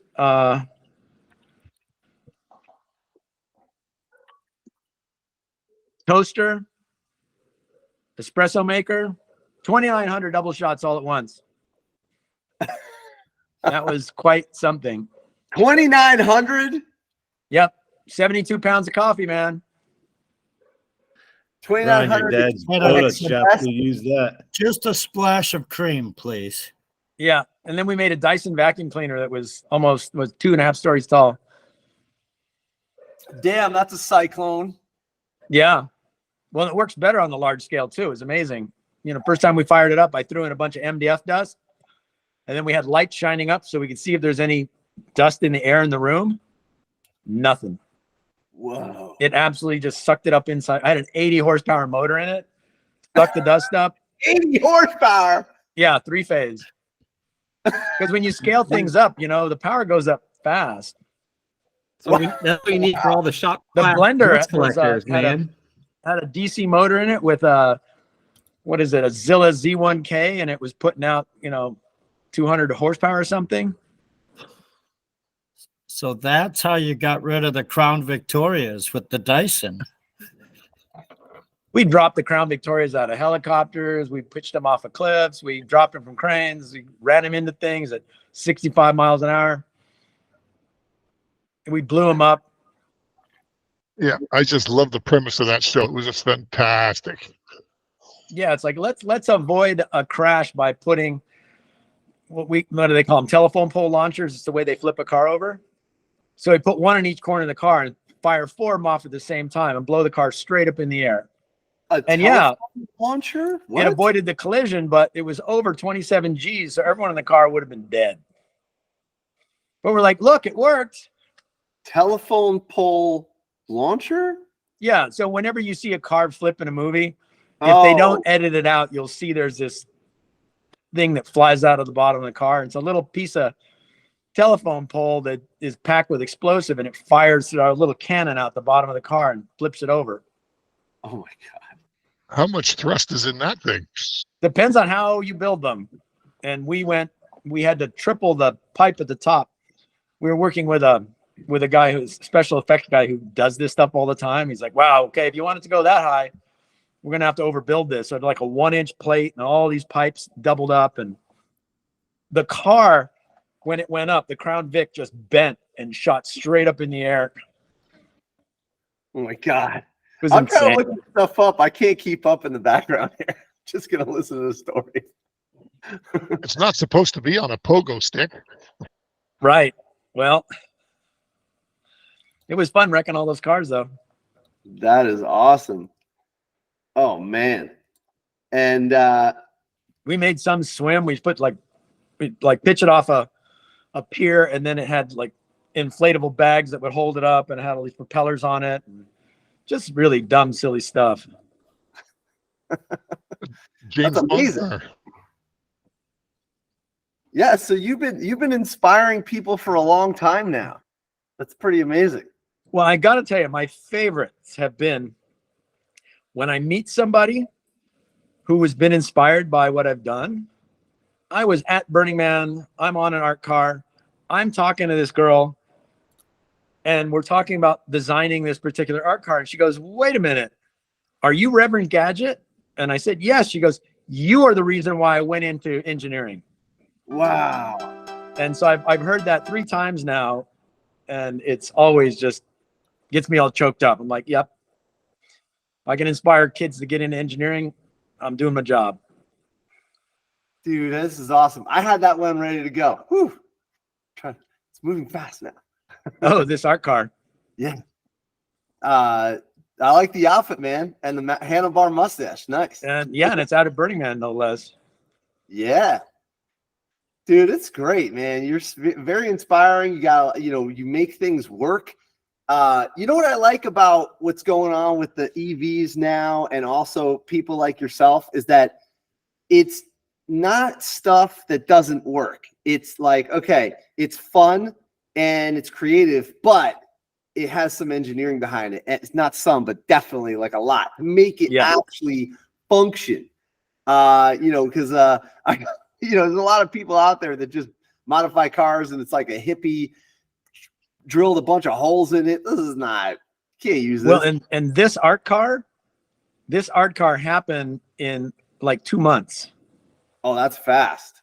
Yeah, that's why the wiring wasn't as neat as I wanted it to be. But I had an intern working for me who went on to UC Irvine and went on to be on a design team designing one of the Hyperloop pods. Oh, no way. And it's great because he texted me one day. He goes, "Oh my God, I'm channeling you right now. I'm making sure that all these wires are perfect and color coded." Dude, the thing about wiring, oh my God, you could, if you're not labeled, label everything, double check everything. It's pretty amazing what happens, and things happen pretty quickly. Like you can vaporize the terminal ends like this. Oh yeah. Have you? Let's say that's a good segue. You want to tell us about any? Obviously, nothing horrible, but do you want to tell us any disasters you've had? Destroying some batteries or anything like that? Oh God, I was doing a show. We were doing a pilot. It was called Gadget's Garage, and I have in my hands the right number of jumpers to go from battery to battery to battery to put this pack together, and I knew how many I needed, right? Because the last one goes connected to the motor, right? And while I'm doing this, this guy says, "Oh, here, let me help you." And so he holds the things, he's handing me one at a time. And then he notices I'm short one. So he grabs another one. Oh. And I jumper the whole set of batteries into a circle. No way. And it just immediately boils the post because they're all AGMs. Just like, okay, I'm tired. What's going on? Ah. Wow. So when we but none of that happens anymore because nowadays I build all the batteries. No connections get made until it's either with a switch or a connector. And I always check things first. Everything is labeled. Even when I'm using jumpers, when I have multiple battery boxes and I jump from one box to the next, they're all color coded. There's a black end, there's an orange end, and only the black goes to the black and only orange goes to the orange. So it's between that and the length, you can't mess it up. But then there's always the final connection is always done with the main contactor. And I always use a negative and a positive contactor. So nothing's really happening. And then there's always a fuse. If I have a front box and a back box, there'll be a fuse between the two. So if there's an accident, it just separates them. Oh, good idea. So I always put in the safety features and just make sure that there's no way you can really screw it up or get hurt. So because everything now is between 350 and 400 volts. So yeah, I don't want to touch any of that. Yeah, so this is me making sure that everything works, and I needed glasses, so I actually had to borrow my friend's daughter's glasses. And you really got to double check everything. Yeah, and nothing's protected. So like this set right here, I mean, everything's like right there. It's pretty wild. yeah. It's not like you're going to turn the batteries off. I mean, they're on, and you can't run them down either. So you got to be careful. Yeah, 100%. We had an accident here. Luckily the kid's okay and everything like that. But we were wiring up this car we have here, and so I don't know. I guess I had his brother, and then I had his younger brother, and the younger brother, I just thought he knew what he was doing. I was like, yeah, look, just put these back in, because we cleaned it all up. We took everything out and we redid the bottom floor and we put it back in. And so we put it all back in. I said, okay, put this over there and start wiring up the series. And so I'm like, I'm not even paying attention, but he's in the thing, the back, it's a rabbit. So the back thing is like this, and he's doing the thing. And all of a sudden I hear, poof. I look over and all I see is him go like this. I don't know what I did. Like that. And I'm like, are you all right? And he's like, yeah. And I'm like, what happened? And he goes, I don't know. And I'm like, okay, let me see. So I look, and the terminal end is missing a chunk. Like, right. The terminal's vapor. They turn into, am I right? They turn into plasma, basically, right? Yeah. Well, they boil. So you got the copper or lead or steel, it just turns into nothing. Yeah. Yeah. Especially if it's lead, it just boils really quickly and it's gone. Gone. Copper, you'll get splatters. Yeah. So when we were doing this project out there, he's not on the podcast tonight, but Nick, he's hardcore. He's like a fireman. And he's like, I was like, just be careful. And he's turning the wrench, and the wrench is not protected on the back. Yeah. And I was like, just be careful. And he's like, I got this. And he just keeps on wrenching. And I'm like, oh my God, it's so close. Like, I have a whole set of wrenches that have shrink on them, sockets with shrink. I have ratchets that are made out of plastic, just to be sure. Dude, Matt has some with zip tape on them. Oh yeah. So we zip taped it. It's still that way. I left it. That was a good idea. So Matt works in construction, and the zip tape is it at the stretchy tape that goes on the seals? Yeah, I mean the one that we're using isn't the actual stretch. The one that we use is their seam tape for the sheeting and stuff. But I mean, it's kind of like a rubber. I'm not sure the exact material terminology for it, but I mean it's pretty much like a rubberized. One of the pictures had it in there. I think it showed you putting the tape on there. But one of the things that's sweet about using the glue line shrink tube is you can cover the whole end of the wrench completely and then kind of mold it around the wrench. And then when it's all done, you can go in and then trim off the excess. So you can get all kinds of faces covered with the insulation and just have the face that touches the metal be bare. Yeah, that's a good idea. Okay. But if you go back to the pictures of us putting the battery together, Ron, you'll see the wrench taped up. Okay. You had it. You had the picture of it. I think we'll show that in the after hours. We'll leave that off of the recording. Oh man. So I remember in the early days of racing, one of the guys who was racing, his nickname was Plasma Boy, because he had dropped a wrench on top of the batteries, and the whole thing went up in vapor. Oh wow. Okay, this is it, right? Yeah, that's it. That's the zip tape right there. That's a bit much, but yeah, I mean, you got to get it all. Works in a pinch. Yeah, man. Definitely. Well, they didn't do this for them. They did this for me, so I could stop having a heart attack. I was watching these. Matt, what do your students say about that wrench when they go to use it? Honestly, I don't even know. They probably thought when they first used it for something or pulled it out or found it or whatever, they were probably just thought some kids were messing around at another time and put it on, to be honest with you. And I think they came in and they're like, why is this like this? Or maybe I had it still in the trailer when school started by the batteries. I was like, oh, that's because when we were working on battery, if I have to do anything over here by the batteries, we don't want a connection. Because like when we're in a mobile classroom, we don't have the plexiglass up around things yet. So the rule is you can't be by the wall. Ah, okay. Every school has a story. So this is kind of like open, and they have to be careful around it, right? Yeah, because two of the batteries I have in the cabinets underneath. The one battery's up top, but it's covered. Like we keep it covered.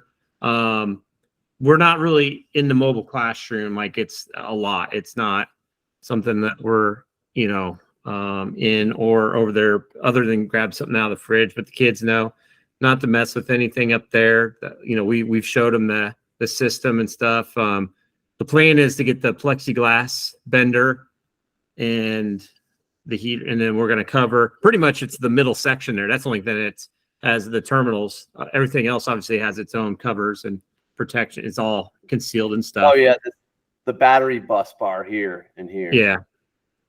So now granted, they would have to most likely you'd have to connect the 2 points and stuff, which aren't really beside each other and stuff. But the rule from day one was, hey, here's what's going on. This is what we're doing.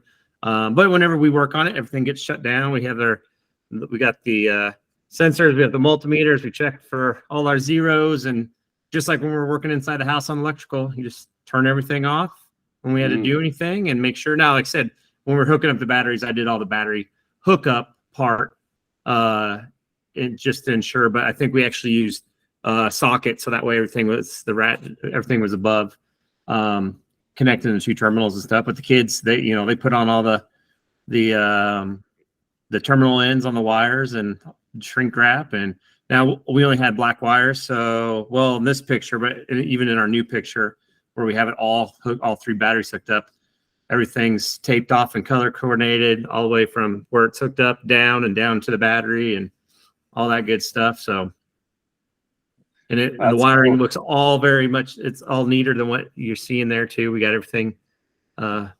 It's probably not quite as good as Gadget's, but in some other electricians I know, but for a carpenter and, well, I guess really, the students helped me with securing the cables and all that stuff. Like I said, we just shut everything down and made it look nice and neat and put a grommet going through the counter into the batteries below. And I think I'm going to put a shelf in and try to move that one that we have on the counter down, just so we have more counter space up there.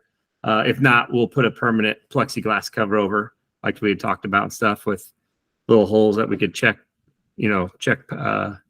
power and stuff with. But yeah, I don't know if I have I probably have a finished looking picture somewhere, but let's see if there's any added. Oh, this is a little cleaner. This is after. Yeah, there photo. it is.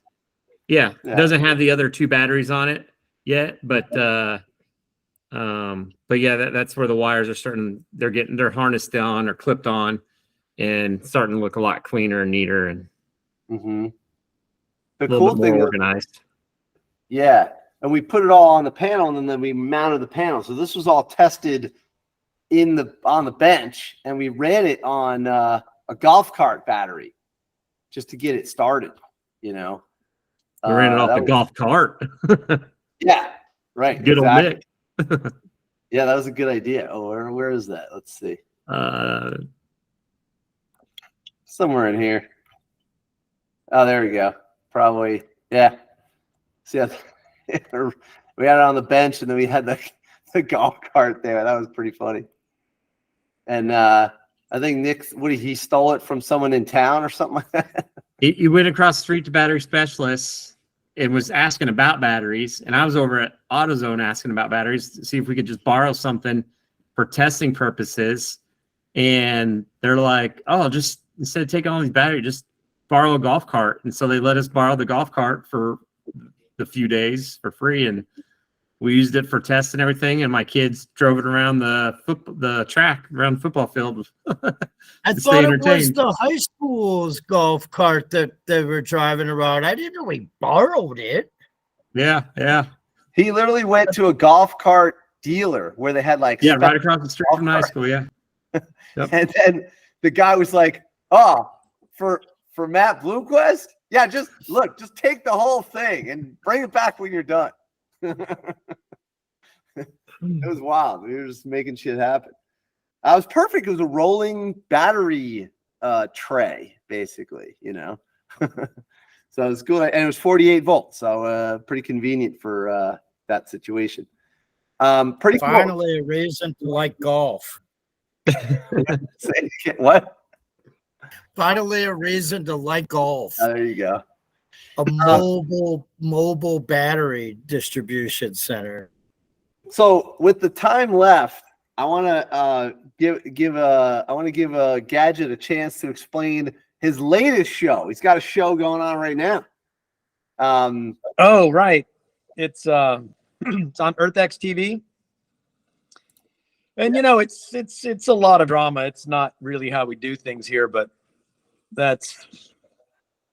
it made it more interesting. I see Evie West. I see Michael Bream. Did you guys? Yeah, we went down there and visited Michael. Yeah, that's pretty cool. Geez, Michael's been an anchor, not an anchor, but like a pillar in the business for so long, man.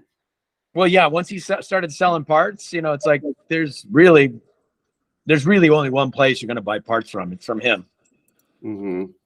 Yeah, totally. Now, I mean, some of the guys have been around forever, retired, and the rest of them, well, Michael's got everything. Yeah. So tell us about this show. What do you guys do on the show? So, you know, it was more about, it's a character show because that network is not about like a build show or anything like that. So it was really more about my quirky lifestyle.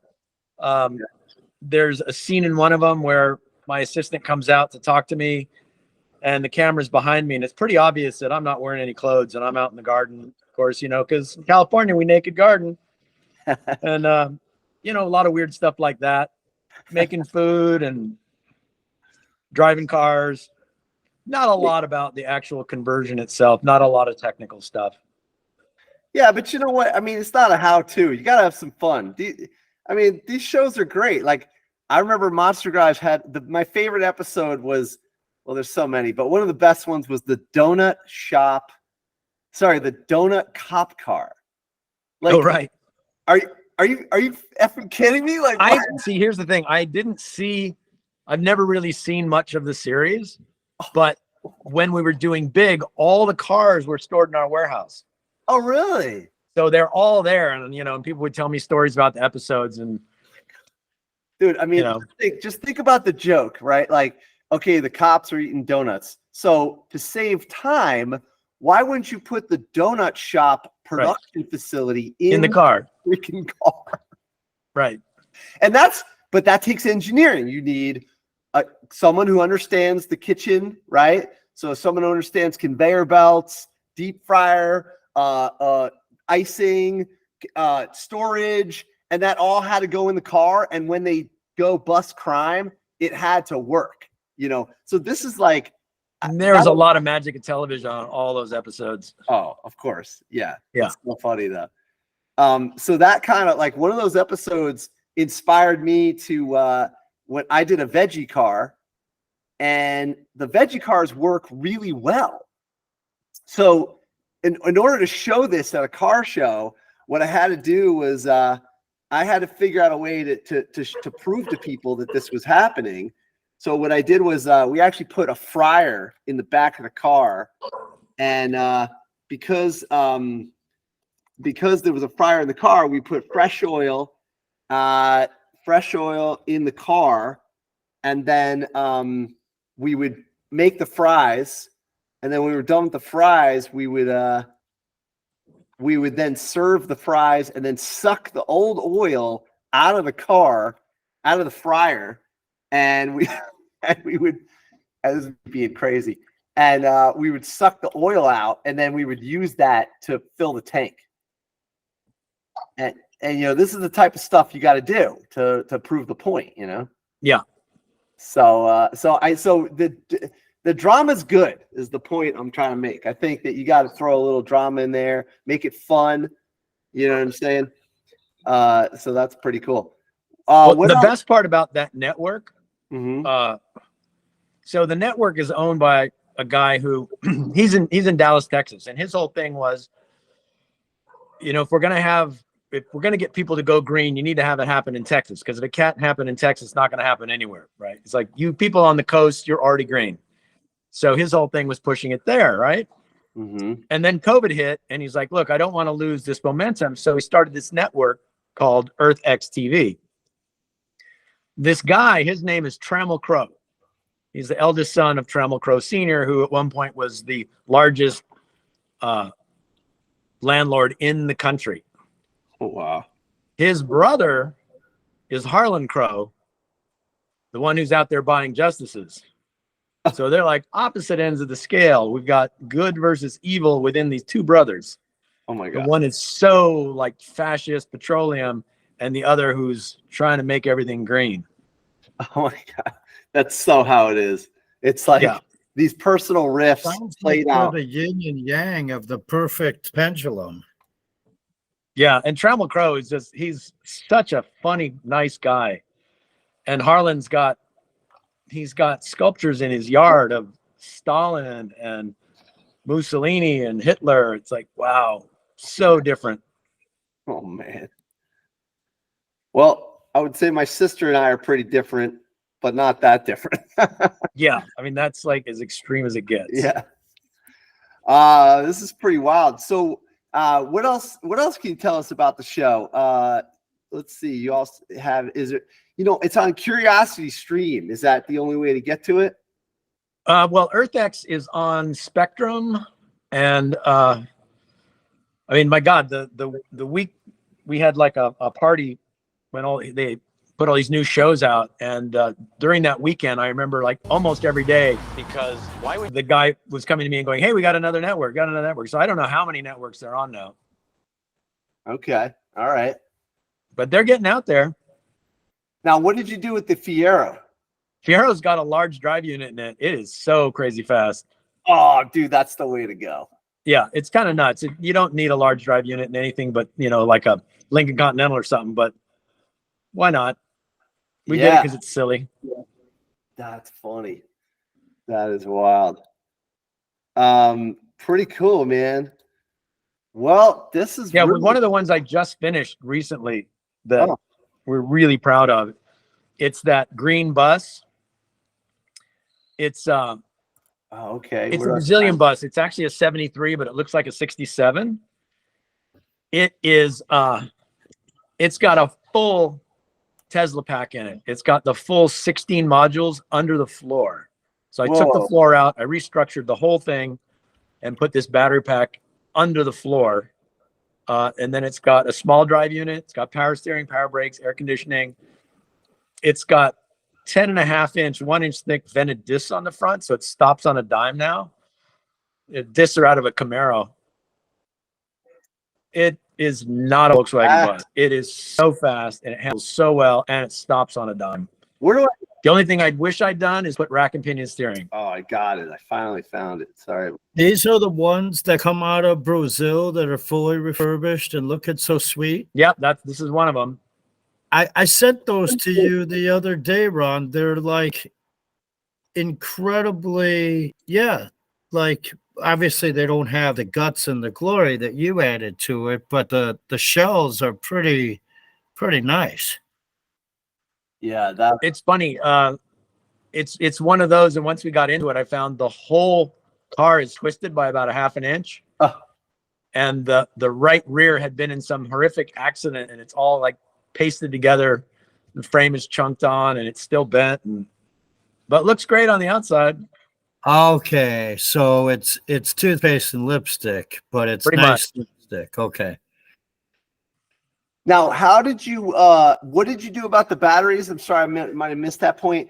Did you make a false floor? Did you suck it up into the bottom? How do you fit? Yeah, when you open the door, the floor is now an aluminum plate, which is the battery box.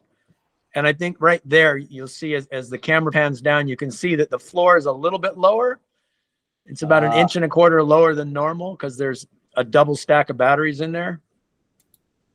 Wild. And so the weight is between the axles, between the walls, and under the floor. That's where it should be. Yeah, that thing is, it's insane. I saw some guy in traffic. I'm, driving down this commercial zone, and he's passing me down the center lane, right? The one you're supposed to make your left turns from.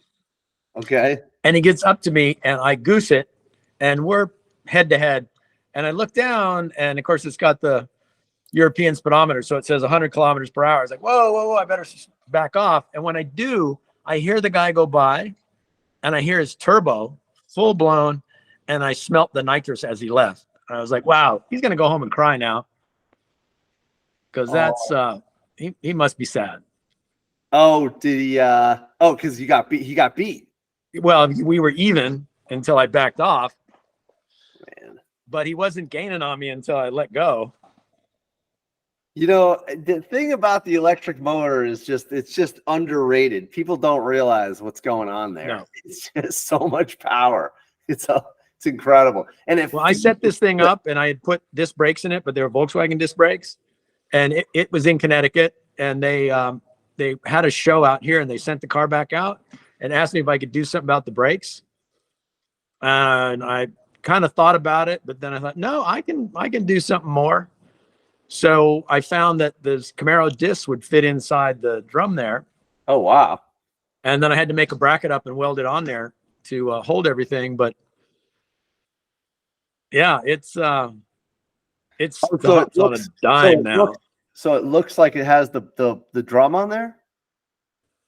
It's still got the big five, the 205 or whatever it is. Oh, okay, gotcha. So it's got the wide 5 wheels on it, but then if you pull that off, there's a hub underneath there with that big old vented disc. Yeah, that's awesome. Now, where can we see this car? Where's it going to be? It travels around. That company it's a dog food company, and so they have a bunch of these that they send out all over the country selling their dog food. So they're at trade shows, dog parks. I'm waiting to see if he wants me to do the rest of them. But this one here, It gets about 200 miles. That's huge. Yeah, but it's, like I said, it's got the full 85 kilowatt hour pack in it. Wow, that's a big pack. Okay, what about charging? How big is your charger? So we use the Tesla Gen 2 from the S, which is a 15 kilowatt hour charger. And we use the Tesla plug. So the cars are set up with NACS plugs and a big charger. Nice. So you don't have to sit around waiting for your 3 kilowatt charger for 2 days. Okay, just so you guys know, for the home gamers and for people on the show, just think if you have if you have let's say 100 kilowatt pack and you're charging at 10 kilowatts, it's going to be 10 hours till you're done charging. But in this case, 15K on a 85, I don't know, but it's going to be pretty good. Now, what about, dare I ask, what about supercharging DC on a custom? Is that possible? Yeah, that's not going to happen. Okay. Because that would be up to Tesla, and I don't think they're ever going to let that happen. And here's the thing, so CCS1, right, that has the DC side, but it still maxes at 150 amps. I can put 2 of the Gen 2 chargers, and I'm already there. So why bother? You could put 2 chargers. Yeah, because they will piggyback together. You can do 2. And then it still gets me up to 30 kilowatts. And then I don't have to worry about the protocol for CCS1, because that's going to be dead here pretty soon anyway. Oh, yeah. And when you're talking about CCS, that's that gigantic plug that takes 2 hands to plug it in. So just so everybody understands what's going on here, this was like, I guess, Jesus, is that it? Oh my God. It's gigantic. Oh my God. So, for whatever reason, the company's got, I guess, Society of Automotive Engineers got together and designed this standard. And then Tesla was like, we're just going to do we're just going to do this, like this little tiny thing. And it does That everything. does AC and DC. There's the shadow. Look at the shadow over it. Yeah. And it does everything. It does AC, DC, all that stuff. So all that stuff's getting replaced. And then the Tesla, even though they invented it, they're calling it the North American Charging Standard, which is the NACS. Right. And that will be the standard, and everyone's switching over to it. Right. They're open sourcing it, right? Right. And then they're starting to open up their charge stations. So that means as long as you go in and pay, you can just go charge. So it's not going to matter that you're in a conversion because they won't even know the difference. That's it's amazing. Only when you get to the DC fast charging that the Tesla and the charge point talk. And so if you've got a Tesla that has been in a major accident, they won't let you fast charge it. Okay. Like if it's had any major damage and they think it might be an issue, they won't let you charge it. And it makes good sense because it's a safety consideration. That's a lot of current moving through there. So if you have a custom car and you have the NACS plug and you have the ability to receive, I guess doesn't matter how much, but you can charge at a supercharger station? Correct. They're opening it up now. So once it's all opened up, yes. Dude, most of my clients already have a Tesla plug at home. So it's easy because they just use the one they've already got. Wow. And how do you pay? You just go through the app or something? I'm sure that's how it'll go. Yeah. Oh my God. Just like you would at ChargePoint or anything else. That's a game changer. That is like, am I right? This is. Yeah.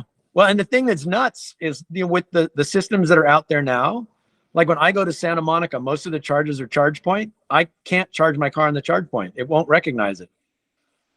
Now, why is that? Because you're not because you don't, it won't talk to your charger. Oh, I'm doing all the things I'm supposed to do. Like it's putting out the right square wave and everything. And, it's listening. And when it hooks up, you should be seeing the right resistance and everything to know that it's there. So all the protocols are being met. But for some reason, ChargePoint is just kind of sketchy. I have different chargers here in the shop and they all work on my cars. ChargePoint is the only one I've had trouble with so far. Interesting. Oh my God. But then even people with like Fords have a problem with ChargePoint. Oh, interesting. Wow. Oh my God. This whole charging thing, a lot of people get into this and they say, oh man, I need more range. Or they always say, the batteries are just not there yet. That's what everybody says, right? But it's really not about that. It's about, can you charge when you get to your house, your destination, your work, when the car's sitting? If the car's sitting, you should be charging, period, end of story. And then have you heard the story as Bill Ford tells it of why Ford went with NACS plug? No, let's hear it. So they're on a road trip with his kids in a Mach-E. And they're trying to find a place to charge. And the kids are like, well, what about there? There's a Tesla. What about there? There's a Tesla. What about there? There's a Tesla. And he said after that, he just decided that, Ford needed to go with Tesla because it's like, it's the experience. And he was having a shitty experience with his kids because they couldn't find a place to charge. Wow. Interesting. Yeah. Ford was the first ones to say, that's it. We're switching over to the NACS service. Yeah. See, the younger generation can make things happen. Yeah. That's what. Come on, Dad. Dude, people got to listen to their kids, even the crazy ideas. Yep. Because they don't care. They're teenagers. Why McDonald's created the Happy Meal? The kids make like 80% of the eating decisions or something in the family or something crazy like that.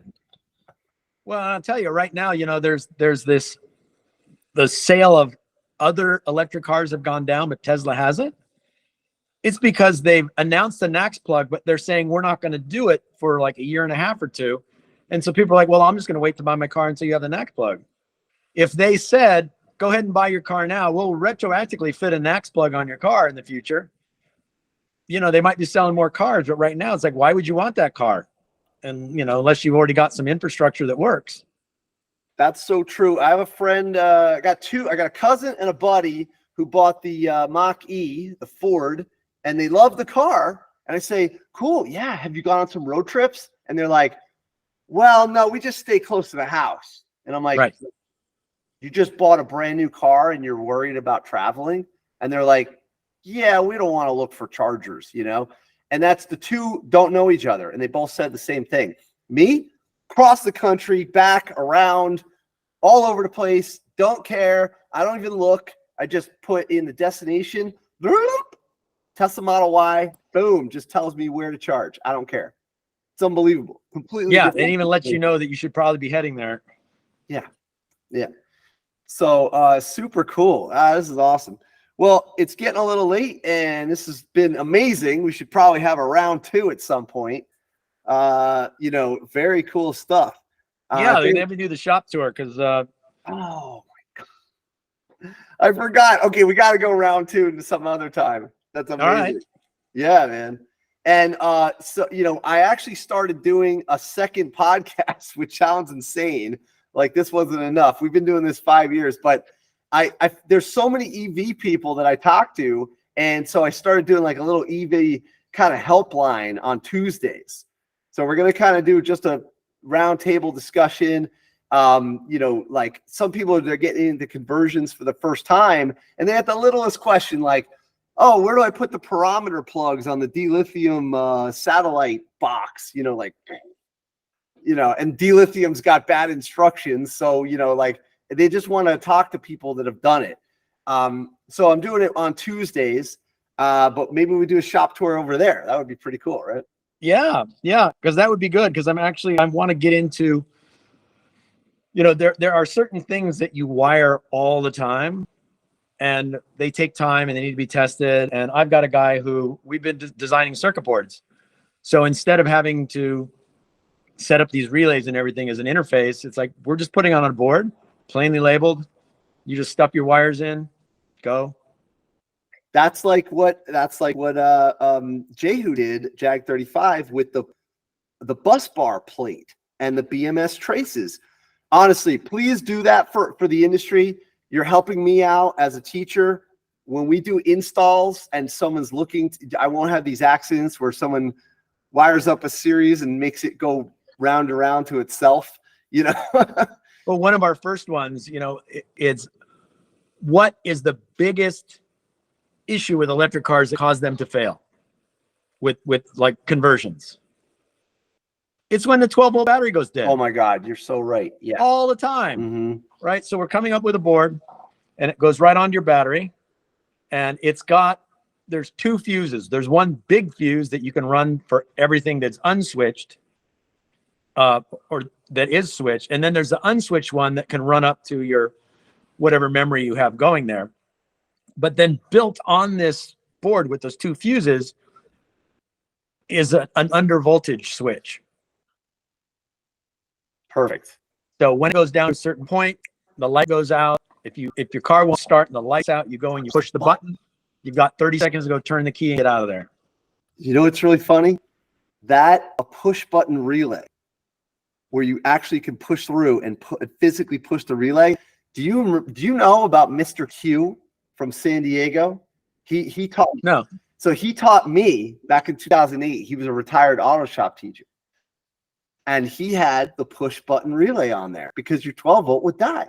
This problem has been going on a long time now. Oh yeah. Well, this one actually, it's not really a relay.